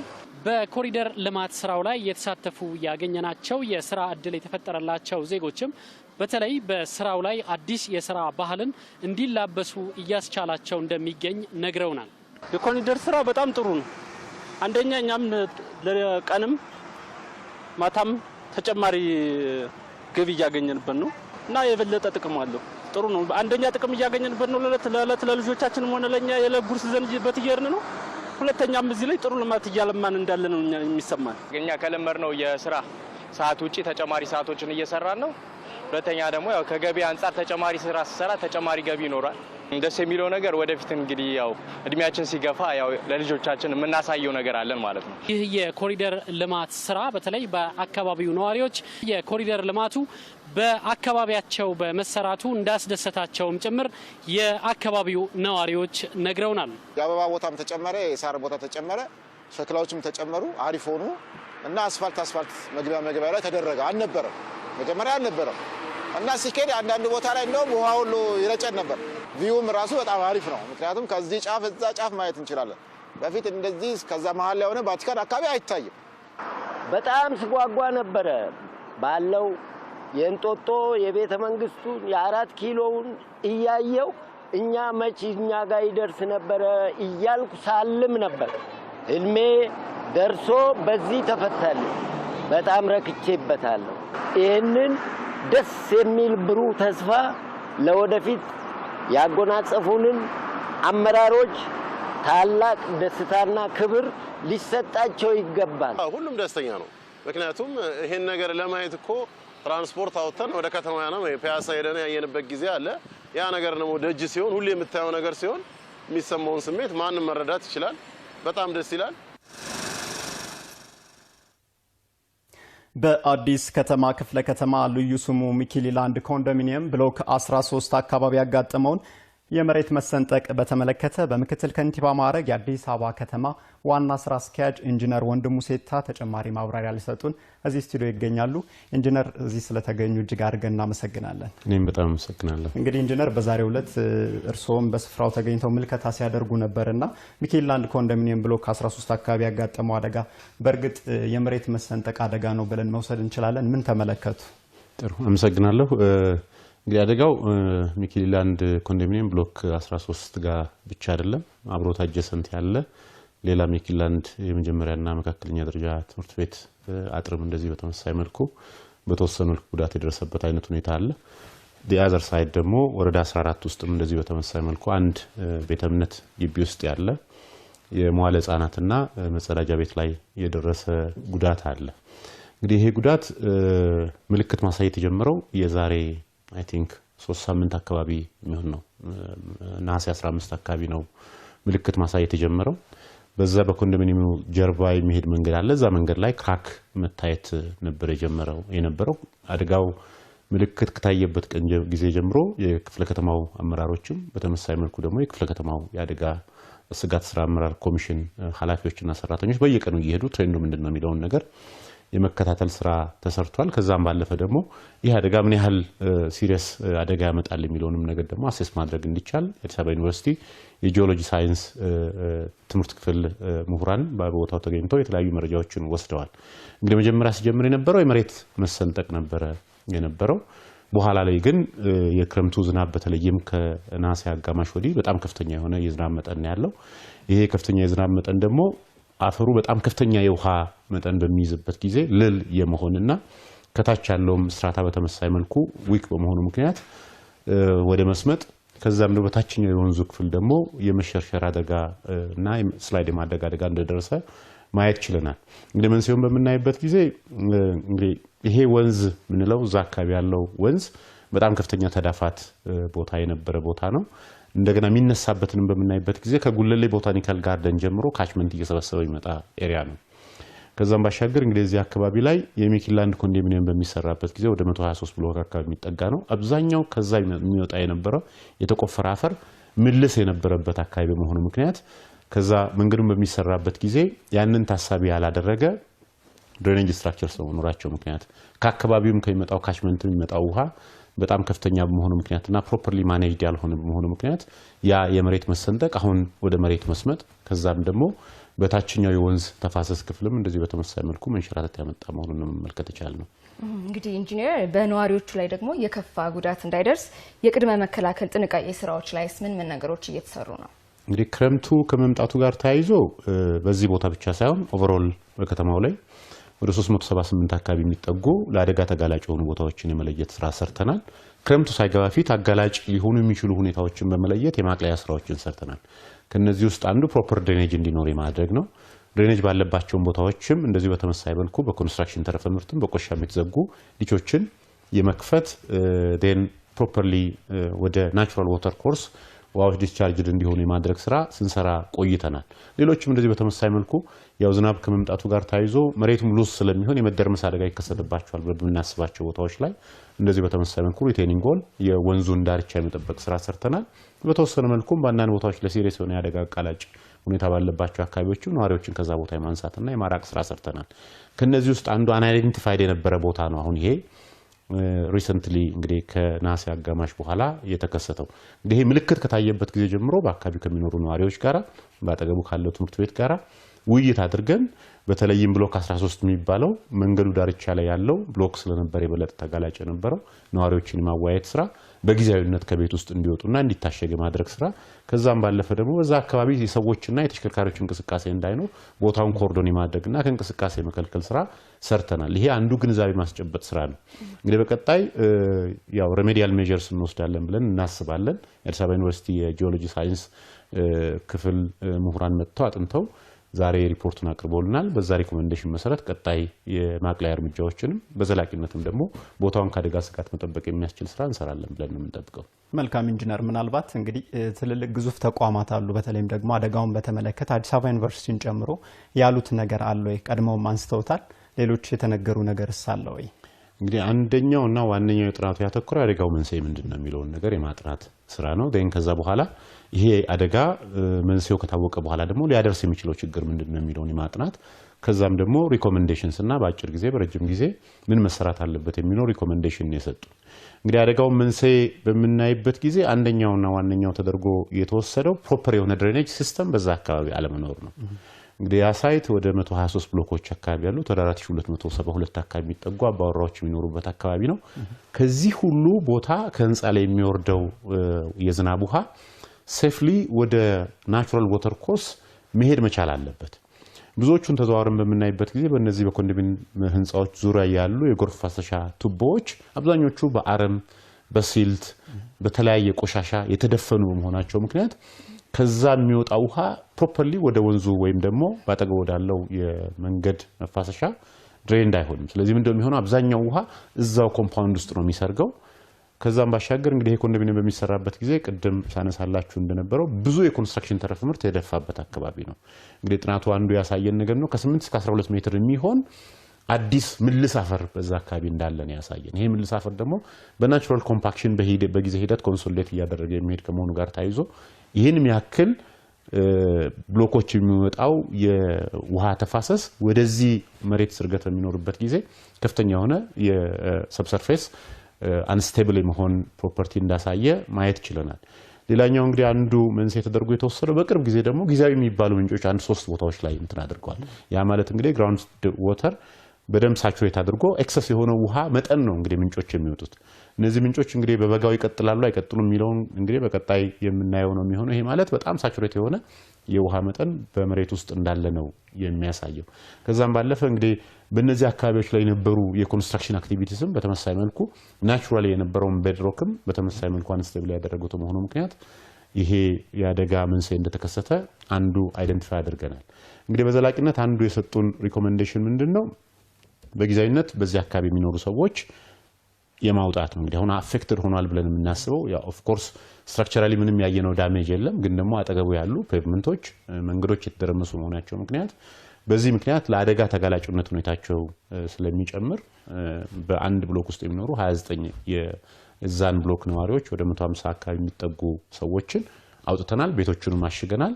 እንግዲህ በዘላቂነት እንግዲህ ይህን መፍትሄ እስከምንሰጥ ድረስ ወደ ሌላ ቦታ እነዚህ ሰዎች ሙቭ ማድረግ ይኖርብናል የሚለውን ሪኮሜንዴሽን የሰጡን። እንግዲህ በዘላቂነት ይሄን ችግር ለመፍታት አንደኛውና ዋነኛው ተደርጎ የሚወሰደው ኮንትሮልድ የሆነ ድሬኔጅ መኖር መቻል አለበት።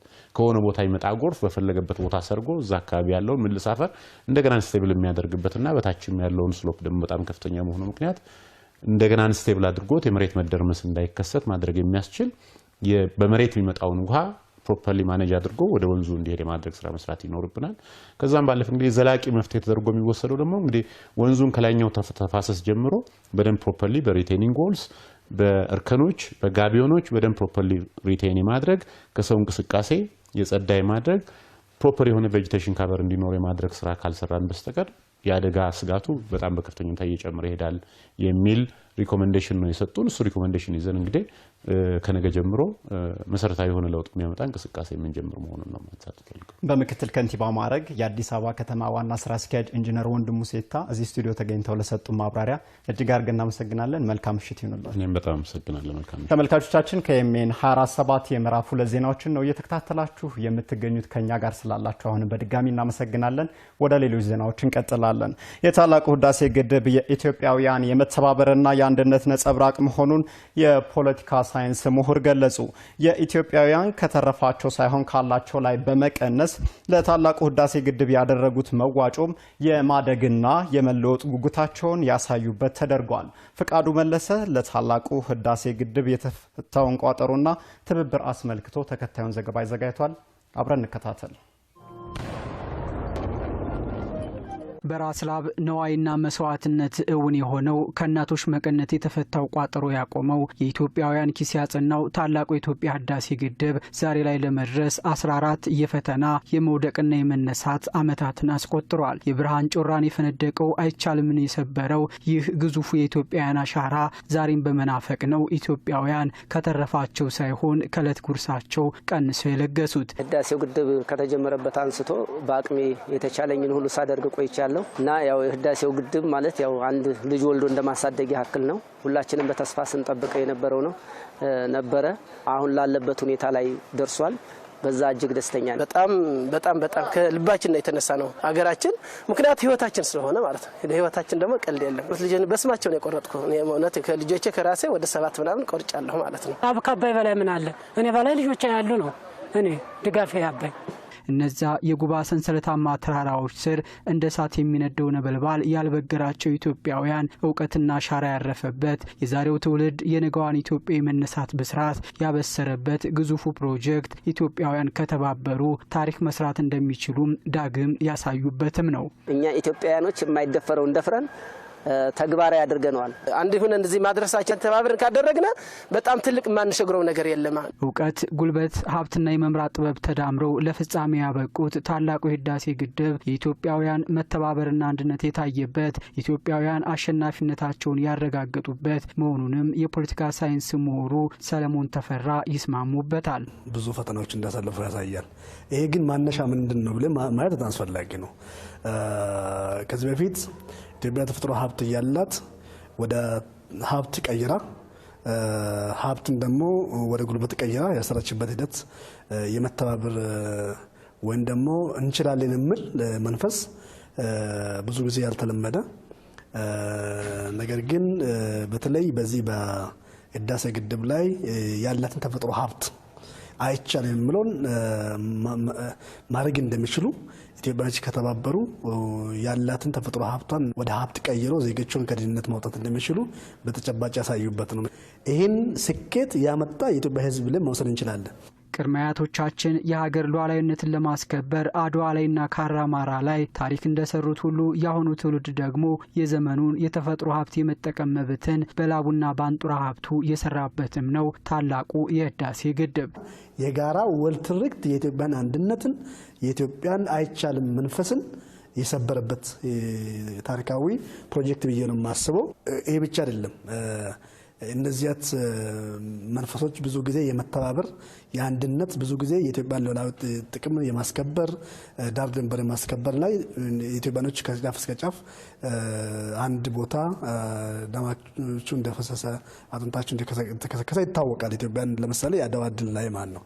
ነገር ግን ኢትዮጵያ ያላትን ተፈጥሮ ሀብት ወደዛ የመቀየር ላይ ብዙ ጊዜ የመተባበር እንትን አልነበረም። ስለዚህ ይሄ የህዳሴ ግድብ ቶታሊ የኢትዮጵያን ሉዓላዊ ጥቅም ሊያስከብር የሚችል የኢትዮጵያን ዳር ድንበር ሊያስከብር የሚችል የኢትዮጵያን ከፍታ የሚጨምር ፕሮጀክት ነው። በተለያዩ ጫናዎች የተፈጥሮ ሀብቶቿን ማልማት ጋር ተጣልታ የቆየችው ኢትዮጵያ በህዝብ አንድነትና መተባበር ግን ዛሬ ላይ ህዳሴን እውን አድርጋለች። ይህም ያደጉ ሀገራት የደረሱበትን ደረጃ የሚያደርሳት የድህነት መውጫዋ መንገድ ስለመሆኑም ነው የፖለቲካ ሳይንስ ምሁሩ የሚናገሩት። ተፈጥሮ ሀብት ብቻ መኖር ደግሞ ምንም ትርጉም የለም። ያኛ ተፈጥሮ ሀብቱ ወደ ሀብት መቀየር ግዴታ ነው። ለምሳሌ አንዳንድ ነገሮች አሉ በዚህ በጣም ከድህነት ወጡት። ለምሳሌ ጃፓን ብትወስድ ከዓለም በጣም በተፈጥሮ ሀብት በጣም ደሃ ሀገር ናት። ከዓለም ማለት ጃፓን ግን በኢኮኖሚ ያደገች ሀገር ናት። ያችኛ ተፈጥሮ ሀብቷን ህዝቧ በአንድነት ተሰባስበው በይቻላል መንፈስ ሰርቶ በቅርብ ጊዜ ውስጥ ከዓለም ቶፕ 10 ውስጥ የገቡት ጃፓኖች አንድ ምስክር ነው። በዚህ ተጋይ ደግሞ እንትን መውሰድ እንችላለን። ኮንጎ መውሰድ ይቻላል። ዲሞክራቲክ ሪፐብሊክ ኮንጎ ማለት ነው። ዲሞክራቲክ ሪፐብሊክ ኮንጎ ከጃፓን ተቃራኒ ከዓለም በጣም በተፈጥሮ ሀብት በጣም ሀብታም የሆነች ሀገር ናት። ግን ከዓለም ደግሞ በጣም ደሃ ሀገር ናት። ለምንድን ነው? እዛ ውስጥ ያሉ እዛ ሀገር ያሉ የፖለቲካ መሪዎች ስለማይተባበሩ፣ ፖለቲካ ኤሊቶች ስለማይተባበሩ፣ የተለያየ ጎሳ የተለያየ ማንነት ያላችሁ ህዝቦች ስለማይተባበሩ፣ ስለዚህ የኢትዮጵያኖች ልክ እንደ ጃፓን በቁጭት ያደጉት በአንድነት በመደመር እሳቤ ዛሬ ተባብረው የራሷን ተፈጥሮ ሀብት ተጠቅሞ ለጎረቤት ሀገርም ጭምር ከፍተኛ ፋይዳ የሚመጣ ፕሮጀክት ታሪካዊ አድዋ ድል የሰሩበት ብዬ ነው የማስበው። ኢትዮጵያ የታላቁ ህዳሴ ግድብን ገንብታ ማሳየቷ ለዓለም አቀፉ ማህበረሰብ ጭምር በተፈጥሮ ሀብት የመጠቀምና የመልማት መብት እንዳለም ያስተማረችበት ነው።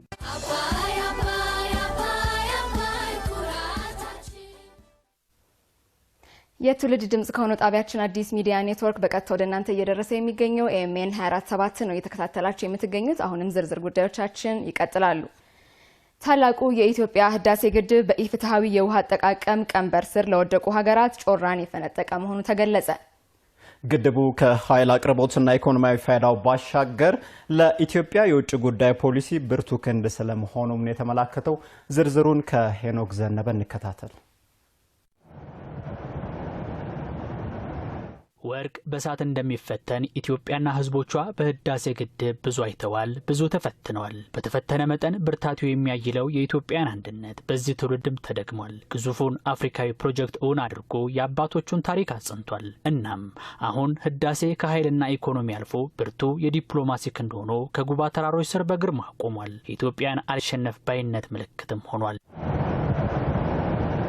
ግድቡ ራሱ ተደራዳሪ ነው የሚሆነው ከዚህ በኋላ። አሁንም እኛ አልተጠቀምንበትም እንጂ ያስመዘገባቸው የዲፕሎማሲ ውጤቶች አሉ። አንዱ የአስዋን ግድብ ወደ በረሃነት ይቀየራል ብሎ ነበረ። ያንን ውድቅ አድርጓል ራሱ ተደራድሮ ግድቡ።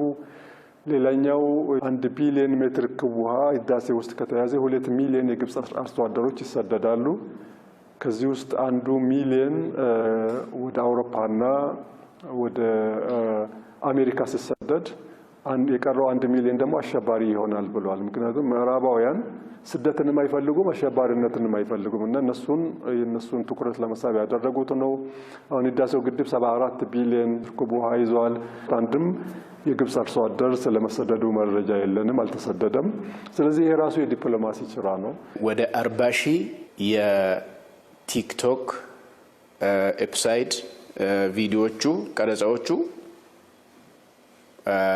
ዓለም ላይ ተሰራጭተዋል። ይሄ 40 ሺህ የሰራው አንድም የኢትዮጵያ ቪዲዮ የለበትም። በአረብኛ የሚያወሩ የኛን ኮሪደር ልማት የሚያሳዩ የኛን የቱሪስት መስህብ የሚያሳዩ ሌሎቹ ደግሞ ስለ ኢትዮጵያ ታሪክ የሚገልጹ የኢትዮጵያ ሰው መልካም ሰው እንደሆነ ሰው ወዳድ እንደሆኑ እንግዳ ተቀባይ እንደሆኑ የኛ ብዙ ባህል ትልቅ ህዝብ የረጅም ታሪክ ሀገር እንደሆን ይሄንን ሁሉ የሚናገሩት አሁን እኛ አይደለንም። ወደኛ የሚመጡ ለቱሪስት አዲስ አበባ ለማየት የሚመጡ ናቸው። ይሄን ሁሉ ያመጣው የህዳሴ ግድብ ፕሮጀክት ነው። የታላቁ የኢትዮጵያ ህዳሴ ግድብ ግንባታ ሲጀመር የከሳቿ ግብጽ የመደራደር አቅም በምትዘውራቸው ሚዲያዎች ታጅቦ ከፍተኛ የነበረ ቢሆንም በኋላ ላይ ግን በተገኘው ልምድና በሀገር ወዳድ ኢትዮጵያ ልጆች በሚዲያ የሚነዙ ስሁት ትርክቶችን በማፍረስ ብሎም የመደራደር አቅምን በማሳደግ ሚዛን ማስጠበቅ ስለመቻሉም ይገለጻል። እኛ እነዚያን ሁሉ ኢጅፕቶችን ከኢጅፕቶች ጋር የተሰለፉ ሰዎችን ያሸነፍናቸው ሀቅ ስለያዝን ነው። ሀቁ ምንድነው? ወንዙ የሚመነጨው ከኛ ነው። አባይ የኛ ነው። ከወንዛችን ደግሞ የተወሰነውን የዓለም አቀፍ ህግ ጠብቀን የተወሰነውን መጠቀም መብታችን ነው። ሁሉም ሰው ይሄንን ካወቀ በኋላ ጸጥ ነው የሚለው ማለት ነው። አንዱ ይሄ ነው ሀቅ ስላለ። ሁለተኛ ደግሞ የረጅም ጊዜ ዲፕሎማሲ ልምድ ነው። እኛ ኢጅፕቶቹ እዛም እዚህም ስሮጡ ችኮላ የለም፣ መንገራገጭ የለም። ተረጋግተው የሚሰጠውን መልስ መስጠት፣ የምናናገራቸውን ተቋማት ማናገር፣ ዓለም ፊት ቀርበን በየጊዜው የኛ ዲፕሎማቶች ያለውን እውነታ መግለጽ ነው። ብዙ ውጣ ውረዶችን አልፎ እዚህ የደረሰው የኢትዮጵያን የአንድነት አርማ የሆነው ታላቁ የኢትዮጵያ ህዳሴ ግድብ ፕሮጀክት በተለይም ጎረቤት ሀገራትን ለሚያስቀድመው የኢትዮጵያ የውጭ ጉዳይ ዲፕሎማሲ ብርቱ ክንድ ለመሆን በቅቷል። የሚመነጨው ኃይል ጅቡቲ ተጠቃሚ ነች፣ ሱዳን ተጠቃሚ ነች፣ ኬንያ ተጠቃሚ ነች፣ ታንዛኒያ፣ ሩዋንዳ፣ ዩጋንዳም እየጠበቁ ነው ያሉት። ቀጠናዊ ትስስርን ያመጣል። ቀጠናዊ ትስስር ደግሞ የሚመጣው በጋራ ጥቅም ላይ የተመሰረተ ነው። በጣም ተጠቃሚ ነው የሚሆኑት። ምናልባት ኬንያ በቅርቡ ያወጣቸው ሪፖርት አለ። ከኢትዮጵያ የምታገኘው ኃይል ኢኮኖሚያ በጣም በከፍተኛ ደረጃ እንደተነቃቃ ሪፖርት አድርጋለች እና በዚህ የተነሳ በቀጠናው ውስጥ በጋራ የመልማትን በጋራ የማደግን ስሜት የሚፈጥር ነው የሚሆነው። ያኔ በቀኝ ግዛት ዘመን ወራሪን ድባቅ መታ ለአፍሪካን የነጻነት ችቦን የለኮሰችው ኢትዮጵያ አሁንም አይቻልም የሚባለውን ችላ አድዋን በሌላ አውድ ደግመዋለች። ይህም ኢትዮጵያ በአህጉረ አፍሪካ ያላትን ተቀባይነት ዳግም ከፍ አድርጓል። ለህዳሴ ግድብ እንደተጀመረ ብዙዎቹ ሀገራት መጠናቀቁን ነው እየጠበቁ ያሉት። በሰላም ከተጠናቀቀ በመልካም ሁኔታ ኃይል ማመንጨት ከጀመረ እነሱም መከተል ይፈልጋሉ። ኢትዮጵያ የሄደችበትን መንገድ መከተል ይፈልጋሉ። እንደ ፋና ወጊም የሚያገለግል ነው የሚሆነው። ብዙዎቹ እንደ ምሳሌም እየወሰዱ ነው ያሉት። በተለይ ታንዛኒያ በድርድሩ ወቅት የነበሩት የታንዛኒያ ሚኒስተር ስለዚህ ግድብ በጣም ብዙ እየጻፉ ነው ያሉት። ምናልባትም ለአፍሪካ የወደፊት ልማት ትልቅ ተምሳሌት የሚሆን ነው። ከፋይናንሱ አኳያ፣ ከጥናቱ አኳያ፣ ከአስተዳደሩ አኳያ ትልቅ ምሳሌ ነው የሚሆነው ብለው እንዳመሳቸው አንድ ተቃውሞ ነው ያሰሙት። ስሙ ላይ ነው ተቃውሞ ያላቸው። የታላቁ የኢትዮጵያ ህዳሴ ግድብ ሳይሆን የታላቁ የአፍሪካ ህዳሴ ግድብ መባል አለበት የሚል ነው እሳቸው የሚያነሱትና የአፍሪካንም ወይንም እንደ ኢትዮጵያ የፍትሃዊ የውሃ አጠቃቀም ግፊት ስር የነበሩ ሀገሮችን የሚያነቃቃ በአህጉሩም ደረጃ ትልቅ የዲፕሎማሲ ስራ የሚሰራ ነው ራሱ ግድቡ ብለን ነው መውሰድ የምንችል። ኢትዮጵያ ህዳሴ ግድብን እውን ማድረጓ ብቻ በአባይ ተፋሰስ ያላትን ተጠቃሚነት ለማረጋገጥ የሚያስችላት ከመሆኑም ባሻገር ለተፋሰሱ ሀገራትም ራስን በማልማት ረገድ ዓይንን የገለጠ ልምድ የሚቀመርባት ሀገር እንድትሆን እንደሚያስችላትም ተመላክቷል።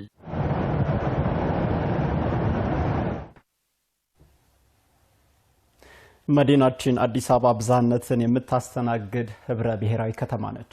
በዚህ ህብራዊነት ቀለሟ ብዙ መልኮች፣ ባህሎች እና አለባበስ አመጋገብ ስርዓቶችን ታስተናግዳለች።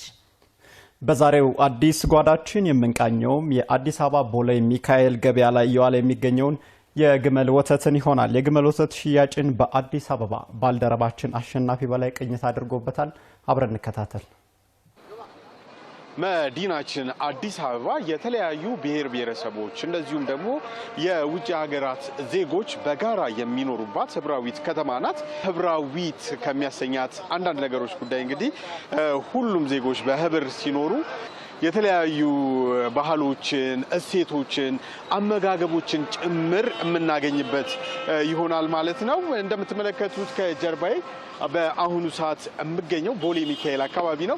ቦሌ ሚካኤል እንግዲህ አንድ ለየት ያለ ነገር አለ። እሱም የግመል ወተት በስፋት ይሸጣል እዚህ አካባቢ ላይ።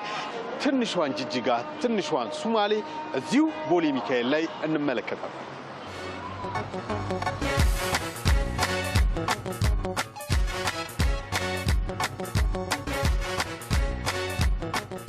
ጀንበር ወደ ማደሪያዋ አዘግዝቃለች። እንደዚሁም ደግሞ በአሁኑ ሰዓት ከምሽቱ 1 ሰዓት ተኩል ሊሆን ነው። ነገር ግን ቦሌ አሁንም እንደደመቀች ነው። የወተት ሽያጭ በቦሌ ሚካኤል ምን ይመስላል የሚለውን ቅኝት እያደረግን እንገኛለን። አንድ ልጅ አግኝቻለሁኝ። እሱ ጋር ትንሽ ቆይታ አድርጋለሁ። ሰላም ነው? ሰላም። ስምህን እንተዋወቅ። ስሜ ሁሴን አብዱ ይባላል። አዎ፣ በወተት እየቀዳህ ነው እያየሁ ያለሁትና ቀጭን ነው ከላም ወተት የሚለይበት ነገር አለው? ይሄ በጣም ቀጭን አይደለም። እስቲ ልመልከተው። እንግዲህ የግመል ወተት ጣዕሙ እንዴት ነው? ጣዕሙ ምርጥ ነው። ደስ የሚል ጣዕም አለው። ደስ የሚል። አንተ ብዙ ጊዜ ትጠጣለህ? ሁሉ ጊዜ እጠጣለሁ። 1 ሊትር ነው የምጠጣው። አመሰግናለሁ። እሺ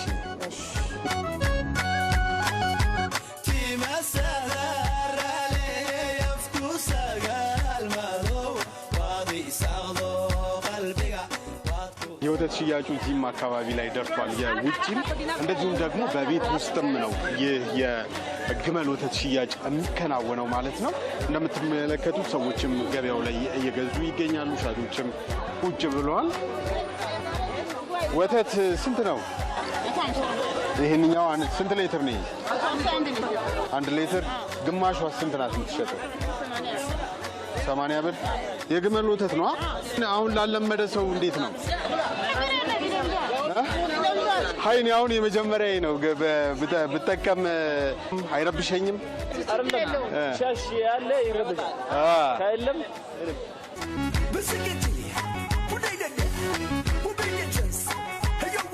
የግመል ወተት የምናመጣው ከአዋሽ መልካሳና ከጨርጨር የሚባል ቦታ ነው። ርቀት አለው። ከዚህ ሌሊት ነው ስራው። ሌሊት ተነስተው እዛ እኔ ሹፌር ነኝ። እዛ ሄዳለሁኝ። እዛ መኪና ቆማለሁኝ። እነሱ ያለውን ፕሮሰስ አልበው ምናምን እስከሚሉ እንነሳና ወደ አዲስ አበባ ይዘን እንመጣለን።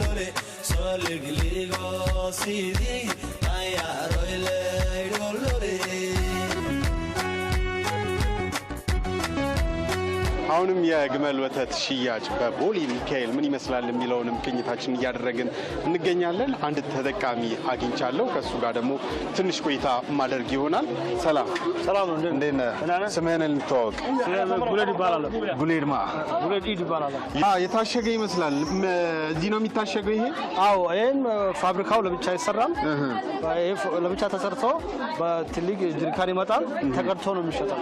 ይሄ ላይ ነው የሚጨመረው። እዚህ ላይ ይጨመራል። ይሄኛው ከዛው ነው የሚመጣው ማለት ነው። አዎ፣ ለብቻ ፋብሪካው ወተቱ ለብቻ። ወተቱ ከየት ነው የሚመጣው? ወተቱ አብዛኛው ከሚመጣው ከዚህ አካባቢ ወደ አዋሽ አካባቢ ነው የሚመጣው። አይበላሽም? ወደዚህ ሲመጣ አይበላሽም። በጠዋት ሌሊት ነው የሚመጣው እና በመኪና ስለመጣ በሌሊት ነው የሚመጣው። የግመል ወተት ግን በስንት ቀን ነው የሚቆየው? በባህሪው አይረጋም? እንደ አሁን የላም ወተት ይረጋል፣ እርጎ ይሆናል ምናምን። ይሄ የላም ወተት የግመል ወተት ግን እንዴት ነው? አይረጋም? አይበላሽም? ሲመጣ በጉዞ ሲነቃነቅ? አሁን አንድ ቀን ወዳውን ሲመጣ ወዳውን ከግመል ወዳውን ሲወጣ እዚህ ሲመጣ አንድ ቀን ይቆያል። ግን ከአንድ ቀን በኋላ ጣዕሙ ይቀየራል። ኦኬ ጣዕሙ ይቀየራል። ሌላ ማለት እንደ እርጎ አይነት ይሆናል። ሰው ይረጋል ማለት ነው። አዎ ሰው ራሱ አድሮ ይፈልጋል። አንዳንድ ሰው ይፈልጋል እሱ እንደሱ አሁን ፍሬሽ ማይጠጡም አለ፣ አድሮ የሚጠጡም አለ። አንተ የግመል ወተትን ስታገኝ ምን አይነት ስሜት ነው የሚፈጥርብህ? አዲስ አበባ ላይ አገኛለሁ ብለህ አስበህ ነበር? አይ አላሰብም ነበር፣ ግን አዲስ አበባ አሁን ስታየው ሁሉም ምግብ ቤት፣ ሁሉም ሻይ ቤት አለ የግመል ወተት። እዚህ ቦሌ ሚካኤል አፋሊበር ነው ሁሉም ማርኬት ማለት አሁን ብታይ ሬስቶራንቶችም ካፍቴሪያዎችም ትላልቅ ሆቴል ራሱ እዚህ ቦሌ ሚካኤል ያሉ ታገኛለህ። ከሻይ ጋር አብሮ ይሰራልሃል፣ ለብቻ ይመጣልሃል። ኦኬ ከሌሎች ነገሮች ጋር ይቀርባል። ከቡና ከሻይ ጋር አብሮ ይሰራል። ከቡናም ይሰራልሃል ከፈለግ። አሁን ትላልቅ ሆቴሎች እዚህ አካባቢ ያሉት ከቡናም አብሮ ይሰራልሃል። በአጠቃላይ የግመል ወተት በቦሌ ሚካኤል ሽያጩ ምን ይመስላል የሚለውን ቅኝታችን ይሄንን ይመስላል።